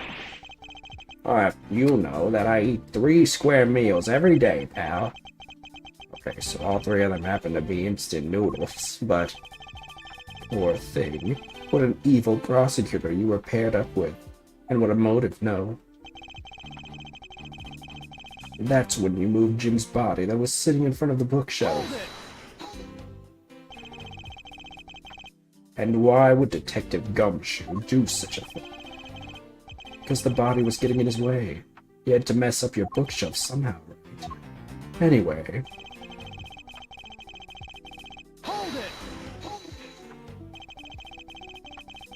Why do you think that the killer didn't notice the bloody letters? The body was covering it quite well, wouldn't you say? That's how he missed it. But judging by what I've seen, it doesn't take much for your detective to miss something. Who do you think you are? You know nothing about me, pal. There's a lot a person can understand about another from his impressions alone. I can't say I disagree with him on that point. Why don't you say something, sir? Not you too, Mr. Edgeworth. Despite his lack of attention to detail, I don't believe the detective to be the culprit. Nobody could have overlooked the bloody letters, and I can prove it with evidence. I couldn't ask for a better setup. For the game-finishing spike.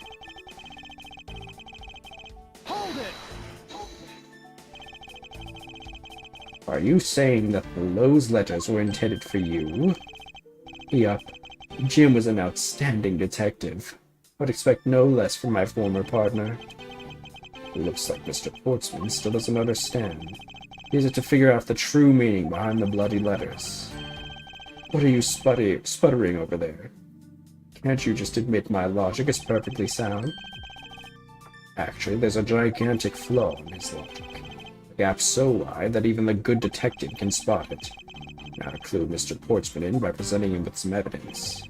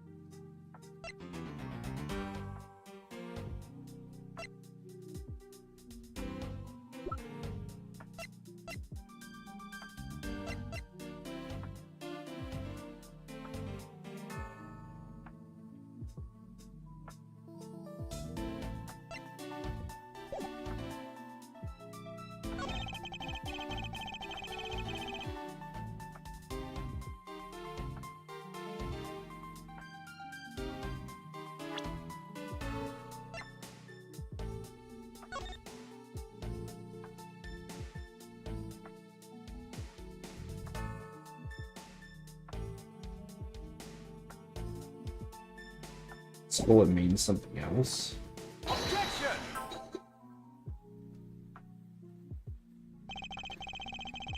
Perhaps you're not aware, Mr. Portsman, but there is a serious flaw in your logic. Bringing a bit of the courtroom into this, I see. No problem, I'm game. I can't help but find it odd. Excuse me. Odd that a fellow prosecutor wouldn't be brought down by the power of his own office. What are you talking about? Oh, you're joking, I get it. You have time to laugh, then you have the time to take another closer look at this. Do you still not see? If not, may I direct your attention to the missing file? What? That's impossible. What's impossible, Mr. Portman? No, nothing. The files on that shelf are all about a certain case. When the killer went to take the file after murdering your partner, I highly doubt they could have missed the bloody letters written on the spines. Oh, yeah. They have to see them. They had to see them to steal them. It's possible that they could have taken the file before committing the murder. I think it's pretty obvious that the file was stolen after it was written on. The missing letters in the detective's name, where the file should be, is proof. Yeah, I mean, the S is gone and there's only half an H. Detective Gumshoe really was the culprit of this case. I highly doubt that even he could overlook his own name written in blood on the files. Especially as a detective who can't stand the sight of blood. Which means, what exactly? What does that make this dying message? Makes it the work of a criminal intent on tampering with the crime scene. That's so low. Can't believe the criminal tried to pin this whole thing on me, sir. I'm gonna get him, sir, you'll see. I'm gonna have them under arrest in no time. Well, Mr. Portsman. Brilliant. Absolutely splendid. Logic deserving of Olympic gold.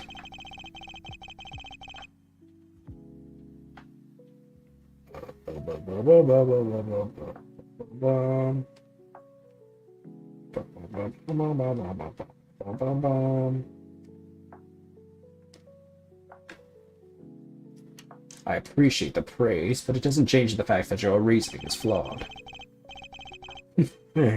You win some and you lose some more. That's how life goes. Glad everyone's so cheery, even though I feel more dead than alive. But you know, it really is a shame. I really didn't want to have to bring this up, however. What is it this time?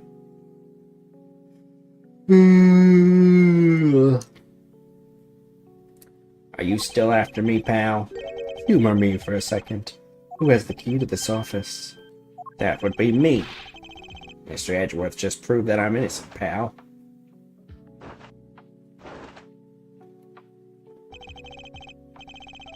That's absolutely right, and I acknowledge your innocence. Then why do I sense that you still have something to say?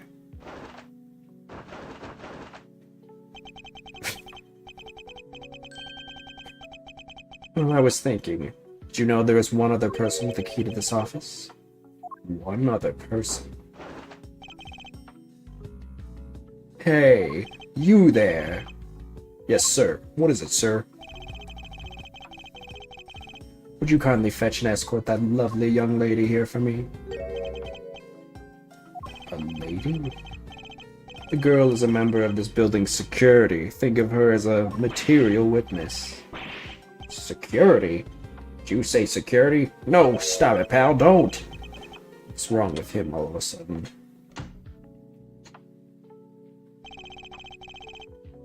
I believe she needs no introduction. I have called upon Miss Maggie Bird, a member of security.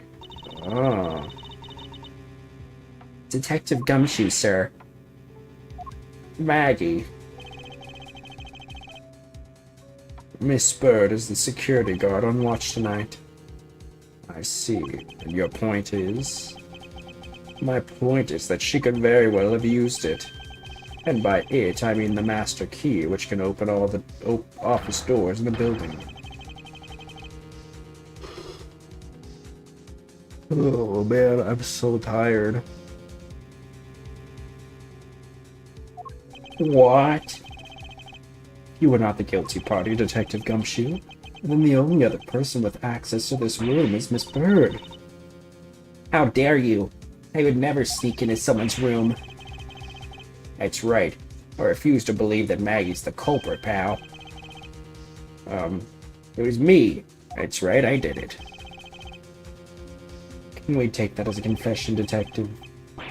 Well, wasn't really me, but it definitely wasn't Maggie, pal. Yeah, it was me. It was. You'd have no problems with that, right? Please refrain from flying off the handle, Detective. There's no need for such theatrics. Listen to your boss, Detective. He understands what I'm saying here. That girl is the only one who could have committed the crime, and for one simple reason. It's pretty obvious that Miss Bird snuck into your room using the master key. I mean, if Detective Gumshoe isn't the one who opened the door, that leaves only Miss Bird as our prime suspect. On top of which, she knows our good detective, doesn't she? Making it all the more probable that she was the one who faked the dying message. So you're saying she used the master key? Incredibly. Oh, fuck. Why is it every time that I fix my sleep schedule, I'm incredibly exhausted? Scratch that. I know why, but it sucks that it's like that. It's like I'm getting punished for the sake of just trying to have a normal schedule.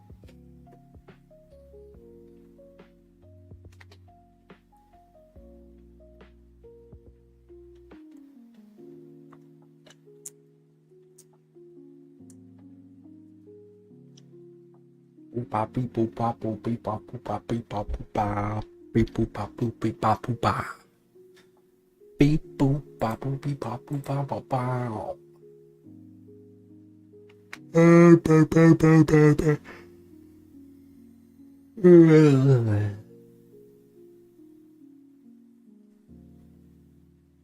I'm so tired. Incredibly incriminating evidence, wouldn't you say? And that's what you claimed about the evidence earlier as well. That was then, this is now. The flow of a good match always changes during a rally. It's about your reflexes and reaction time, especially for an athlete like me. I wonder if there was anyone else other than Miss Bird who could have used the master key. Seems that the only way to get Mr. Portsman to give us more details is to press him. Boing, boing, boing. Boing. It's pretty obvious that Miss Bird snuck into your room using the master key. Hold it! Are you sure Miss Bird is the only member of security who could have used the master key? There's only one person on staff at this time of night, and tonight she's it. Isn't that right, Miss Bird? That's, true, but I wasn't able to use the master key at the time of the crime, sir. Wasn't able to? What's that supposed to mean? Yes, moving on. I'd hate to get sidetracked by something unrelated. What do you mean unrelated? I want to hear what she has to say, pal. But you can't really trust her not to tell lies. Plus, I hate wasting time. Should I hear Miss Bird out? Of course. Not so fast. I, too, am interested in hearing what Miss Bird has to say. Didn't I just say it'd be a waste of time? We don't need to hear more lies. I'll be the judge of that. Miss Bird, if you please. I discovered that the master key was missing at around 1 AM, sir. What do you mean by missing? As in, it wasn't anywhere in the security booth, sir. The killer must have stolen it. Mr. Portsman, I believe this is to be an important piece of testimony, don't you? Oh, I can't believe that someone like you would be taken in by such words. I'm not lying, sir. If that's the case, then I'd like to know why you have the master key now. I don't quite know. It's reappeared all of a sudden, sir. A likely story. And where's your proof that the key was stolen to begin with? I bet you just forgot where you put it and then found it again. I never lose things. I can practically guarantee that. With me, if something disappears, it usually is because someone stole it. Yeah, pal, trust me, you don't want to test just how bad her luck is. Unfortunately, I can't deem this piece of testimony as conclusive. Glad you agree, Mr. Edgeworth. But... You still haven't established Maggie's motive for breaking into Mr. Edgeworth's office. Her motive? Didn't we already establish that it was theft? I mean, the culprit clearly went through the bookshelves and at least tried the safe. It is as Mr. Portsman says, Detective. I can't ignore the fact that all the evidence points towards a motive of theft. But I'm done taking blows. It's time to counterattack with a few facts of my own. Her intent, from the messed up shelves to the wiped down safe, I'd say thievery.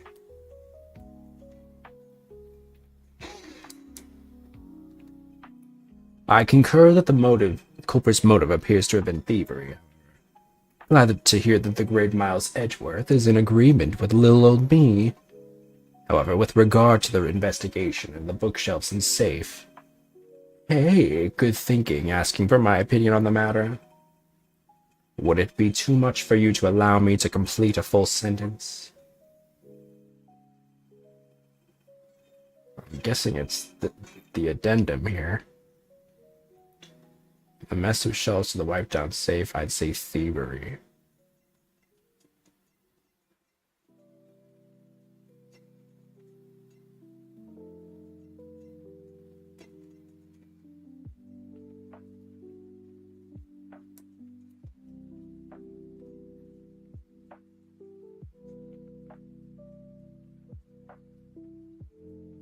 Only they know of this. Only the prosecutors know of the safes, right?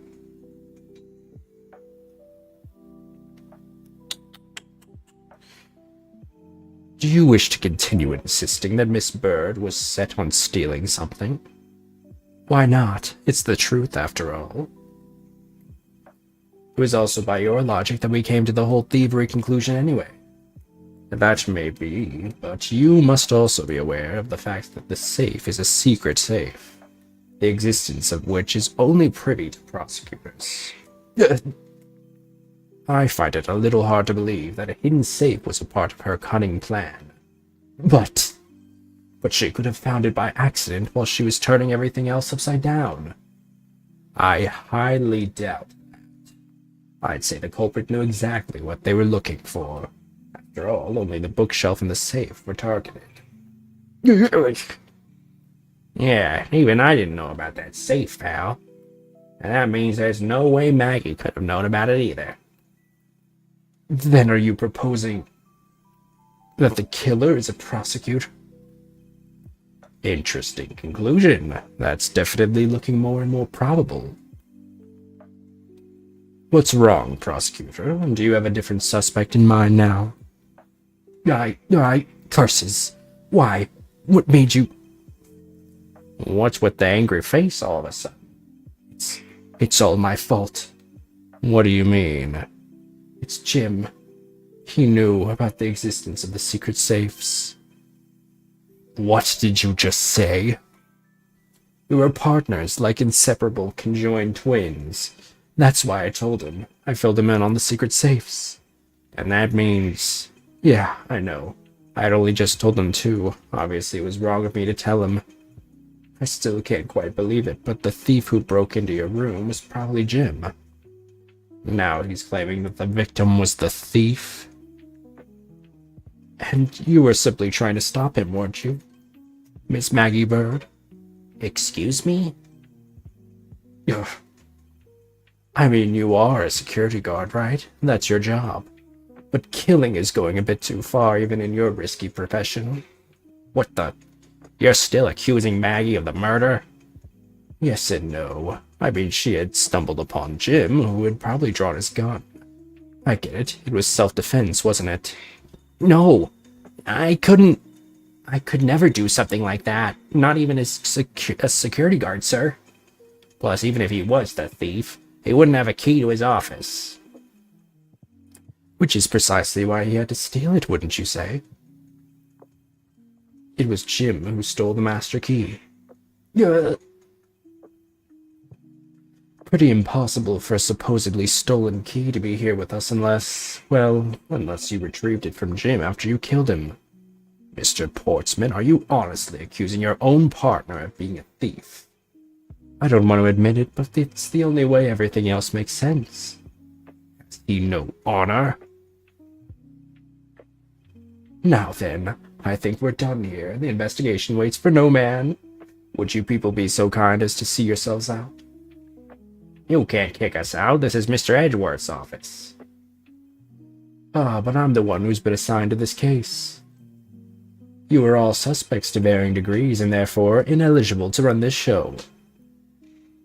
Listen, pal, how many times do I have to say this? Maggie can't be the culprit. Detective Gumshoe, calm yourself. But, sir, we have no choice but to accommodate his request, for now. Thank you, Mr. Edgeworth. At least one of you understands. Now then, if you could remove yourselves from my crime scene, I'd be most grateful.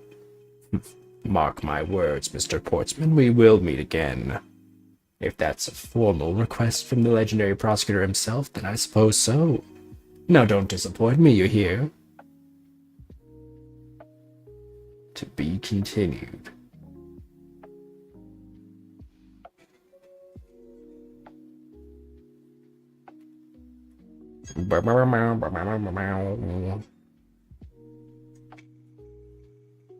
Or 18 a.m.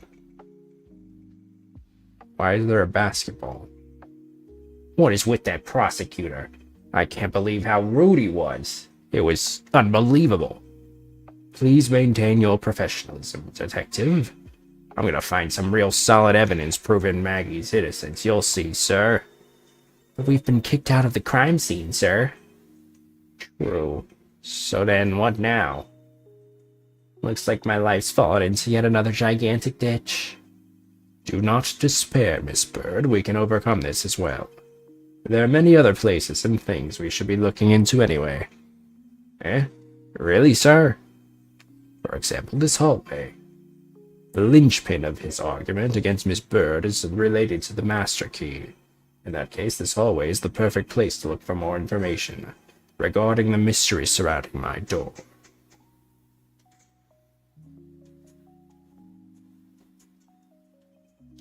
I won't rest until I've inspected every suspicious-looking nook and cranny.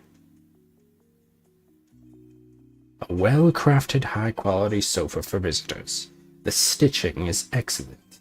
Talk about a luxury waiting area. These babies are also great for napping, you know. You would sleep even out here, detective? In a hallway? Whatever I do, I always wind up dreaming about giving testimony up on the stand. But it always ends up the same way, me getting trounced by a lawyer. Isn't that awful? Maybe I should give it a try sometime to envision myself winning, naturally.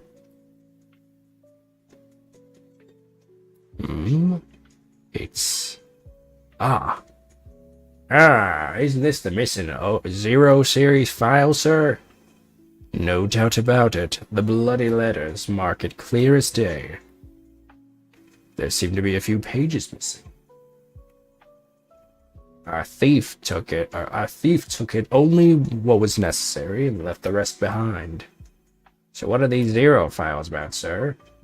I guess they've got something worth stealing in them, huh? Not particularly. It's just a collection of court case files. However, the cases within these files are not mine. Huh? They belonged to the High Prosecutor that used to occupy my current office. I have my reasons, but let's just say I was charged with keeping them as they were. And that means the thief must have also wanted the file for a specific reason, right? It would seem so. Only the pages related to that case from 10 years ago are missing.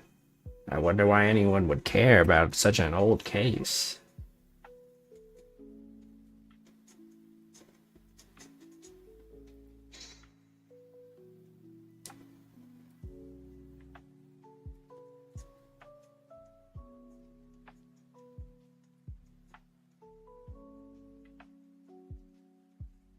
I kind of love running around as Edgeworth. I won't rest until I've inspected every suspicious-looking nook and cranny. 1202. These 4 numbers on a number plate that claim this to be my office. Whoops. Hey, these number plates slide right out, sir. They have to be able to take the plate off when a room becomes vacant, you know.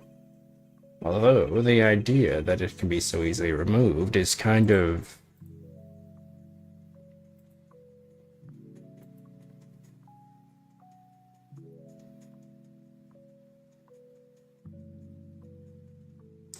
Oh my god, it's our boy.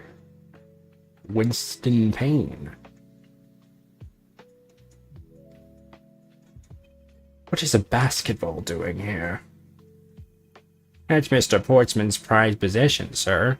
I heard he also plays soccer, dodgeball, and even tennis. And not a single one of those sports is suitable to be played in a hallway. This office. 1203. Hey, Maggie. Whose room is this again? It's Mr. Portsman, sir. So he's my new neighbor, I see. I suppose he moved in while I was away overseas.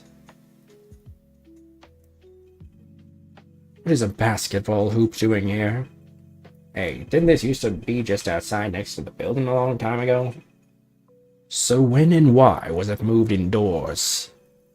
I don't remember exactly, but I saw one of the officers drag it up here recently. Drag it? I heard that it wouldn't fit in the elevator, so the poor guy had to bring it himself. All the way up to the 12th floor? Ooh. It looks like you're in quite the pinch, Mr. Edgeworth. To be sure, a murder within the walls of the prosecutor's office is no trifling matter. We must find, apprehend, and punish the killer accordingly post-haste. Sounds like a messy case you've got on your hands. You ever feel lost or need some advice, my door is always open. How gracious. I will keep your offer in mind. Who is this guy again? It's only the most famous lawyer in a prosecutor in the world. Winston Payne. Is everything all right? Yes, sir. You must know I weighed myself this morning and I'm finally at 154 pounds. Congratulations, but I was asking about this hallway and this room. Oh, everything's okay, sir. A word of advice, stay focused or you may start to lose even more weight.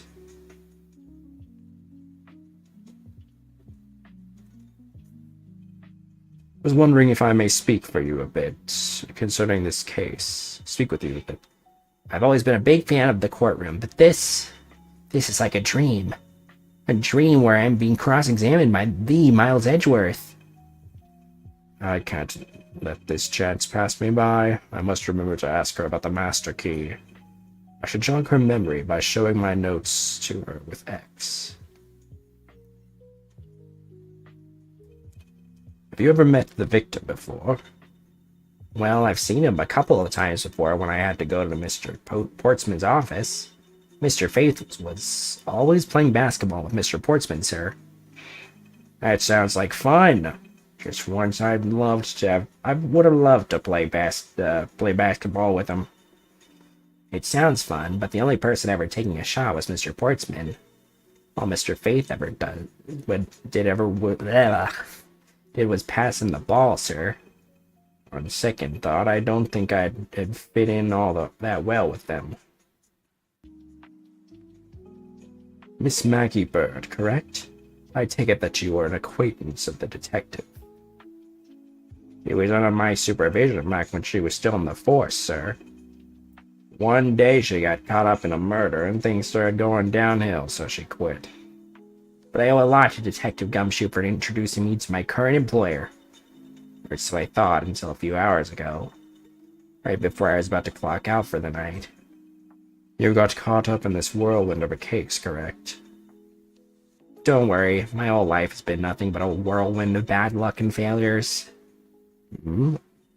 Since I was 6 months old, when I fell from the 9th floor of my apartment building, I've been hit by all sorts of vehicles, gotten sick from all sorts of foods, failed almost every test I've taken, experienced almost every kind of disaster, and now I even managed to be named a criminal just when I've become a security guard. Well, that's a lot to go through in one lifetime. I know, and just when I thought I'd finally found my happiness, I wind up getting you and Detective Gumshoe involved in my bad luck. You don't need to worry about me, Miss Bird. Nor do you need to worry about yourself. I will solve this case and prove your innocence. All I ask in return is for your cooperation. Yes, sir, Mr. Edgeworth. You can count on me. I'll do all I can to help.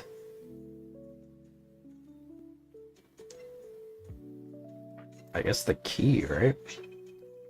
So when did you discover the master key was missing? By the time I realized it, I think it was around 1 a.m., sir. And I noticed it was back around 2:30 I noticed it was back around 2:30 a.m. It was just sitting there on the ledge where the security room's reception window is. But I'm sure that between those two times it was not just gone, but stolen, sir. Why is such an important key stored in such an insecure place? It's not like that, sir. Let's keep the key further inside the room, always from the window. Always, you say? Except for this time, correct? Well, I admit that was a bit careless, but I had my reasons. I left it out because I was sort of using it at the time. It's after I had used it that I felt that I left it sitting out on the ledge. She used the master key?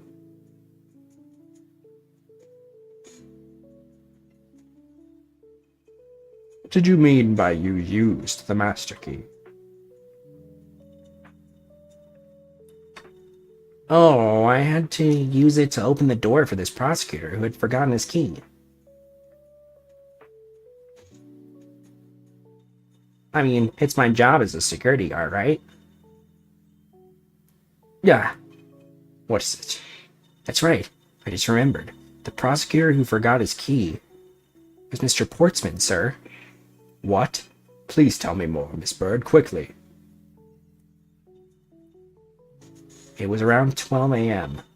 Mr. Portsman had forgotten his office keys, so he came down to security, sir.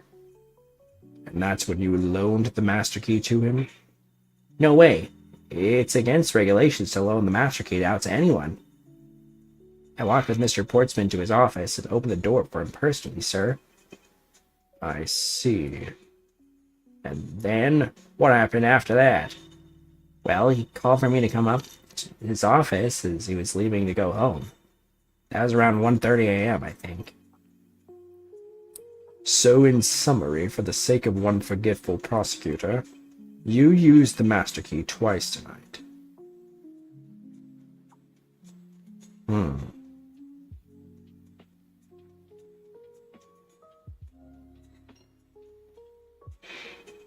Talk about suspicious. I doubt you can say that when you've never left your keys at home, Detective. I think this calls for a thorough examination of Mr. Portsman's door.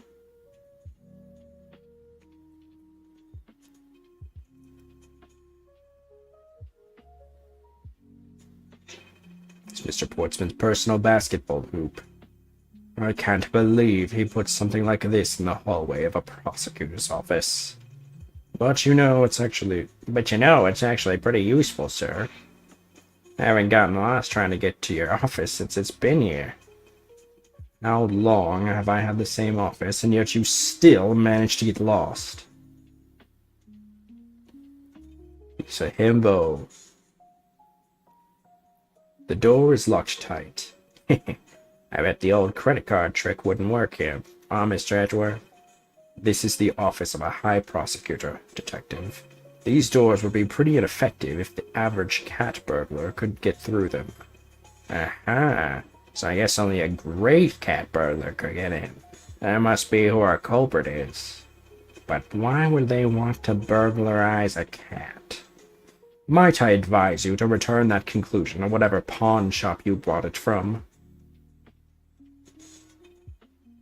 Room 1203. I take that this is Mr. Portsman's office. Yeah, you can't mistake it because of that basketball hoop, sir. Oh, that reminds me. Mr. Portsman had actually wanted room 1202 really badly. But since you were already occupying it, Mr. Edgeworth, we put him next door, sir. So why was Mr. Portsman so particular about getting room 1202? I'm not sure, but I bet it's because of something like his birthday is December 2nd? Yep, that's gotta be it. I can't think of another reason why. I can think of at least 3. Bah! Why am I even wasting time thinking about this?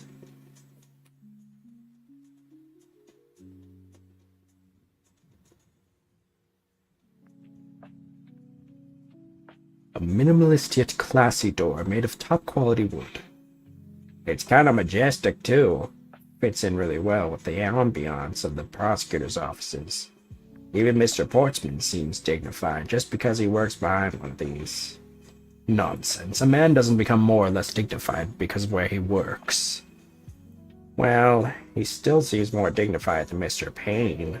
Mr. Payne? I suppose custodial work can also be dignified.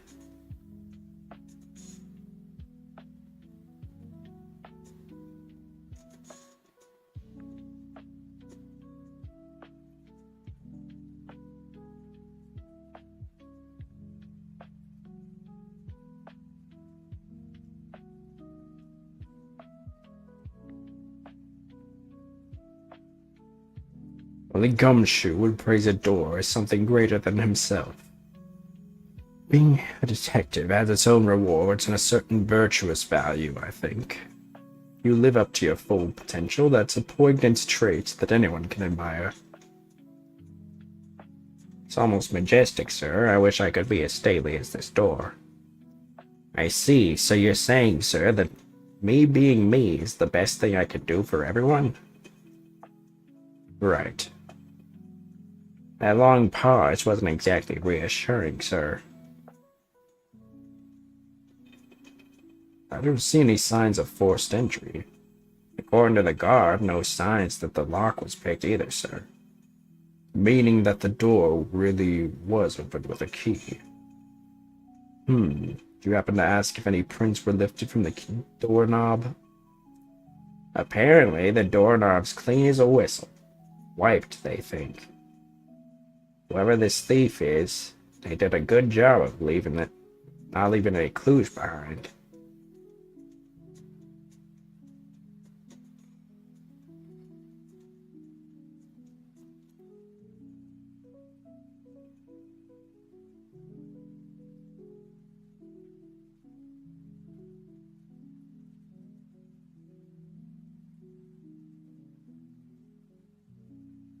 But the thief's not under here. I guess there isn't enough space for anyone to hide under there anyway. I mean, if someone could contort themselves to fit, I'd be really impressed. Sounds to me like somebody has already tried at least once before.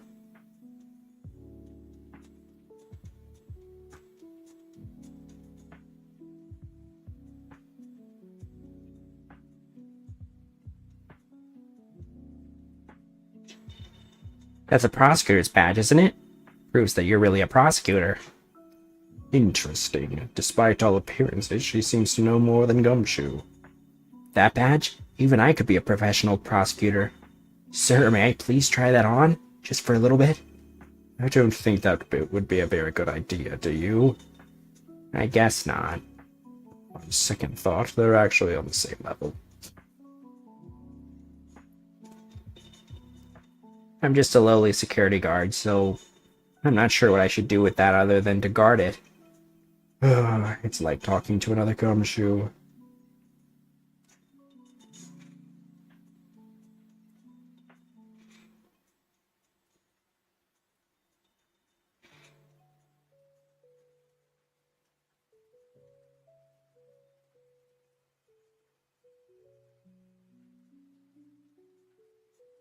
Guess I should make a deduction.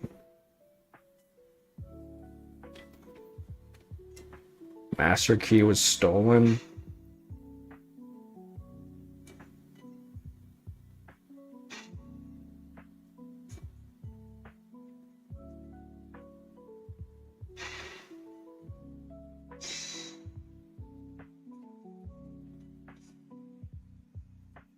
Miss Bird, I'm afraid there's a flaw in your story. What? No way, pal. I mean, sir. You said that you locked up Mr. Portsman's office at around 1:30 a.m., correct? There was a 30-minute time... Fuck. However, the master key had already been stolen at that time. Wow. Nothing gets by you, Mr. Edgeworth. You saw that contradiction like a pro. I'd totally forgotten all about that. Thanks to you, I remember it now. You're right.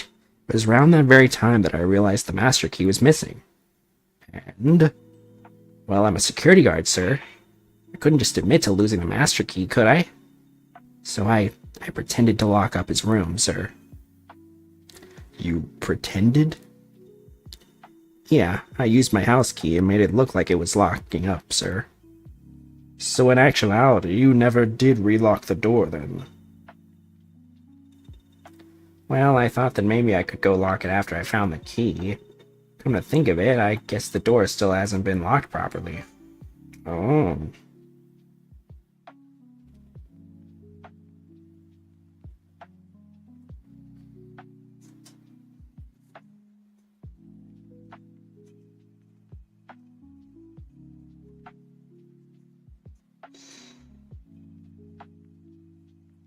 Whoops.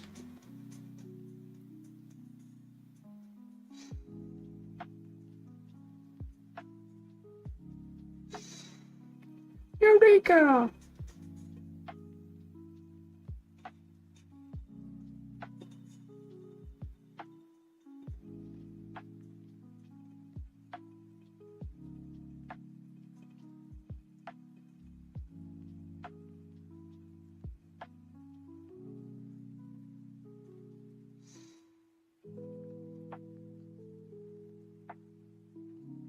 Oh, the door.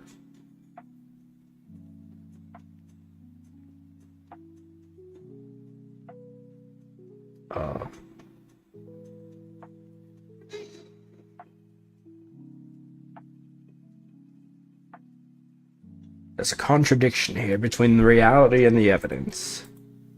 If what Miss Bird said is true, then why is this door locked tight? Huh? You know, you're right. Miss Bird, are you sure you didn't relock this door? I'm certain of it, sir. I don't think Mr. Portsman noticed it himself, that I hadn't. Which means what, sir? Either means that he actually does have the key to his office, or that the door Miss Bird opened wasn't this one at all, but a completely different one. Oh, they switched the number cards, maybe. She opened a different door? But how can you prove that? There's an easy way to find out. All we need to do is... we need to examine these. Prints on the number plate. Prints on the number plate. They will tell us all we need to know. Everything? Really? Like what, sir?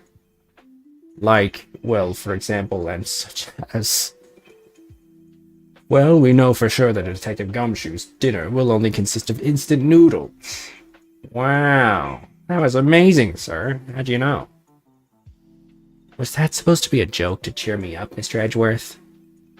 Yes, that's it. Now then, we should get back to doing what we need to do, and that is... we need to examine these. Prints on the master key. Examine the fingerprints on the master key. That's what you want to examine, sir. That was the very first thing we did. I can tell you that we didn't find any prints other than Maggie's. That's so brilliant, Mr. Edgeworth. So what can we deduce from that? Well... I'll tell you what I deduced. I think this means that the culprit wiped their prints off. Yes, that's exactly it. I'm glad you were able to come to the same conclusion.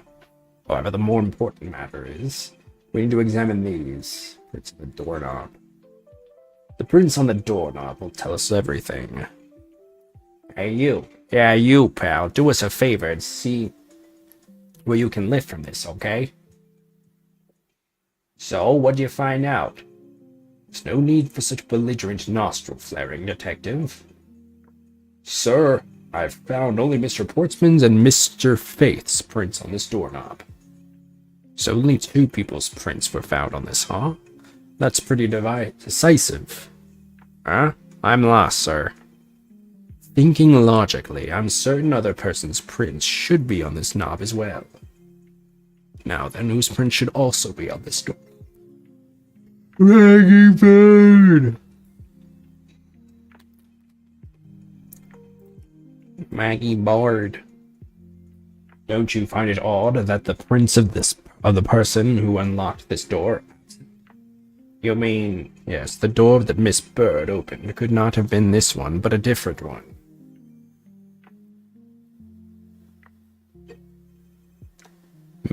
What have we here? I won't rest until... Okay. What is this? Looks like a scrap of paper. Looks like a scrap of paper. I'll get it, sir. Let's see. Oh, there's something written on it. I brought the 3 pieces of evidence by, just like we talked about on the phone, but it looks like you're out. Guess I'll catch up to you later. Looks like a note from the victim. Yeah, it's for Mr. Portsman. What's this? What are you looking at, sir? Oh, hey, how about a game? That's okay, detective. I just found the position of this hoof to be a little off. Hey, you're right, sir. I guess it shifted when somebody made a seriously sweet slam dunk. The positioning of the hoop is definitely unnatural. I'd better take note of this.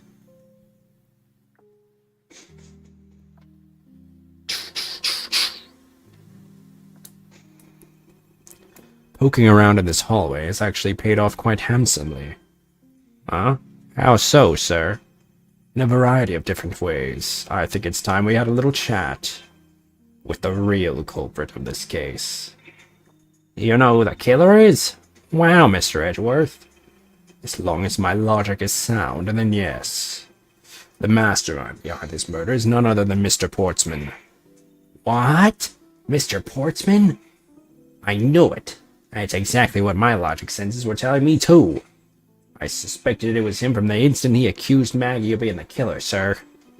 That is anything but logical. Lady and gentlemen, prepare yourselves. Come what may, it's time to knock on truth's door. Which is also my door. 5:12 a.m. Mr. Portsman, I've finished processing the bloody letters, sir. All right, let me take a gander at it. Pass it here. Okay, looking good. You there, take good care of this.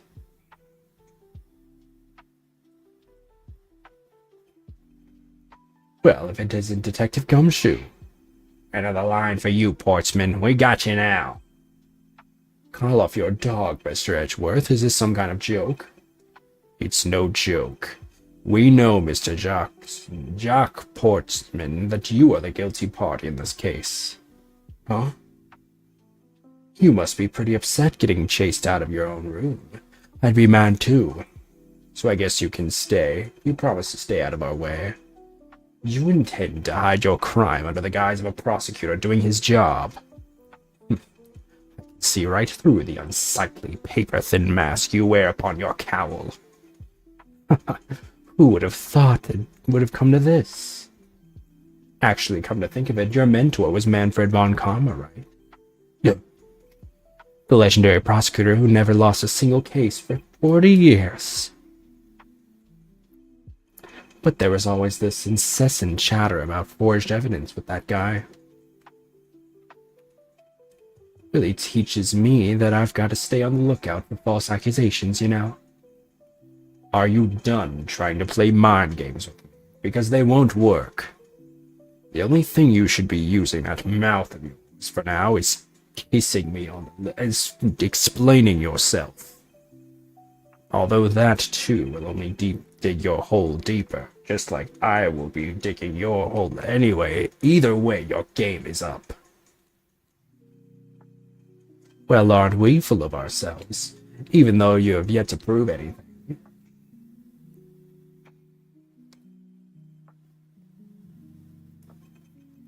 I have no idea what sort of harebrained idea you have in mind, but there's a mountain of evidence that points away from me being the culprit. Besides, how may I ask, do you propose I unlocked your door and got in here? Look, I feel bad for doing this to you, but I've got work to do, so we're done here. Sorry, but we are not finished yet. Boy, you're stubborn. I suppose you're basing your accusations on something. I'll show you what I'm basing my accusations on with evidence.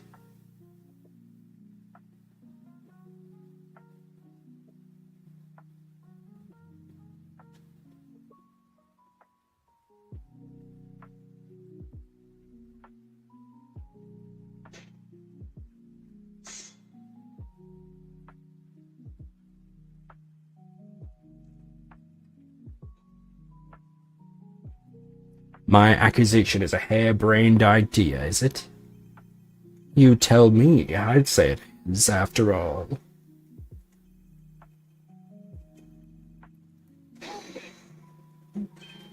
Oh, and what, pray tell, kind of evidence are we talking about here? Jim was my partner, so you can't say I had a motive for killing him. And that's it. That's not even an anthill, let alone a mountain. But it's more than enough, wouldn't you agree? Might I recommend that you review that word evidence means? It doesn't change the fact that the evidence doesn't point to me as the killer.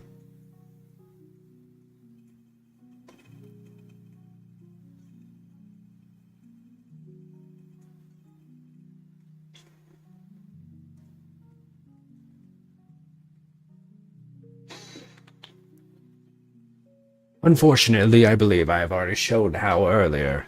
Your speculations mean nothing, as I still insist that I could not gain access to your room. What should I do now? Should I raise an objection? You claim to have had no way to open my door. However, is that really the honest truth? All right, I'll humor you. Go ahead, shoot. Very well, then. I propose that you use this to open my door.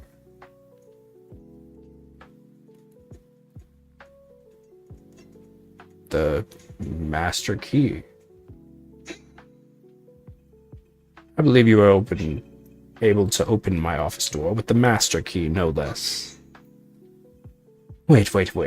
Hold on a sec. I never laid a finger on that key, as you already know. Precisely. You were able to open my door without lifting a single finger. Well, maybe you did, but only to direct. That's right. You used your finger to direct this person to open my door with the key. You had asked Miss Bird to open your own office door for you, yes? Yeah, I kind of forgot my key at home. Happens a bit too often for my tastes, you know. But the room you had Miss Bird open at the time was not your own, was it? What? You have quite the imagination. But why don't we ask the girl herself whose door she opened, shall we? I'm certain that it was Mr. Portsman's door, sir. It was his name or his number, but it wasn't his door. They switched the numbers. I checked the number plate to make sure I was opening the right door, sir. Oh, he moved the basketball hoop to make it look even more convincing, too. See, Miss Bird backs up my story. Yet what if you had misled her to fool her into thinking what you wanted? And how do you suppose I did that? By switching the number plates on our doors, for example. That's right. They do slide out pretty easily. Furthermore, then you use one other thing to give a very strong impression.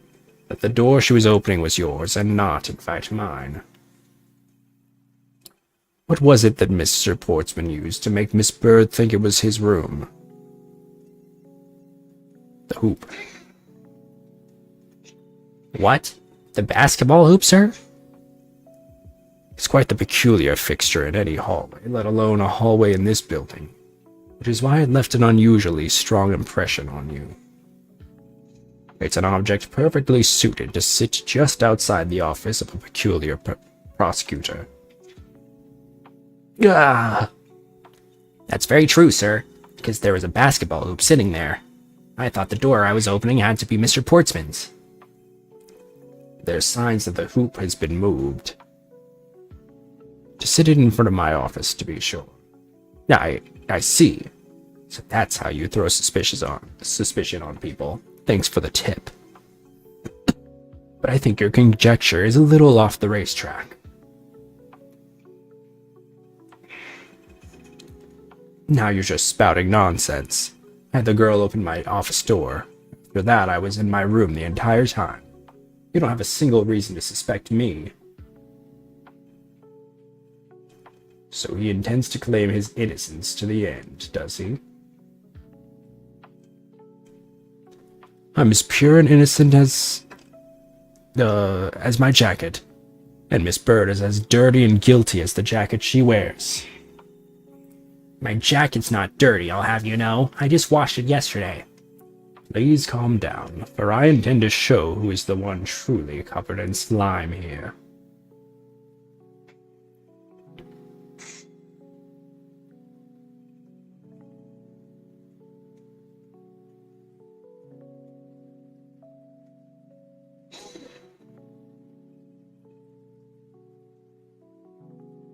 Nonsense, you say? Yes, because I'm telling the truth here. I had the girl open my office door. Using the master key, of course.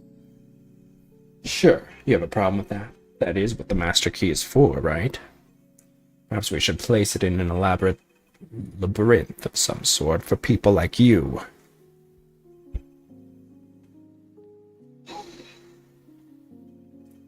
And what were you doing in your office? I was doing my usual training regimen. Training regimen? Were you going through your law books from start to finish? Mainly batting practice and some weights. Oh, and I jog when I get the chance. Ah, you must be the buffest prosecutor we have.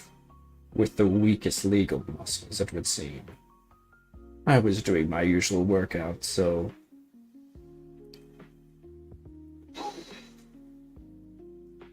I think I've given you quite a few reasons, actually, to suspect you. But none of those would stand up on their own. Then what about all the evidence? It's all circumstantial. No judge would convict on such flimsy evidence. He seems to be trembling a little. One more little push. All I have to do is find the flaw in his testimony.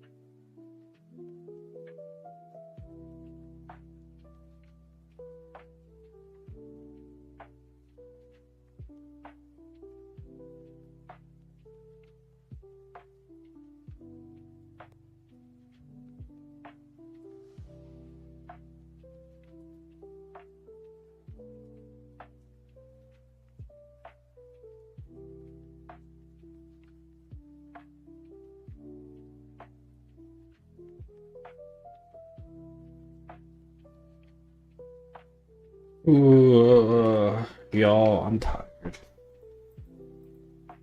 I think I'm gonna pass out.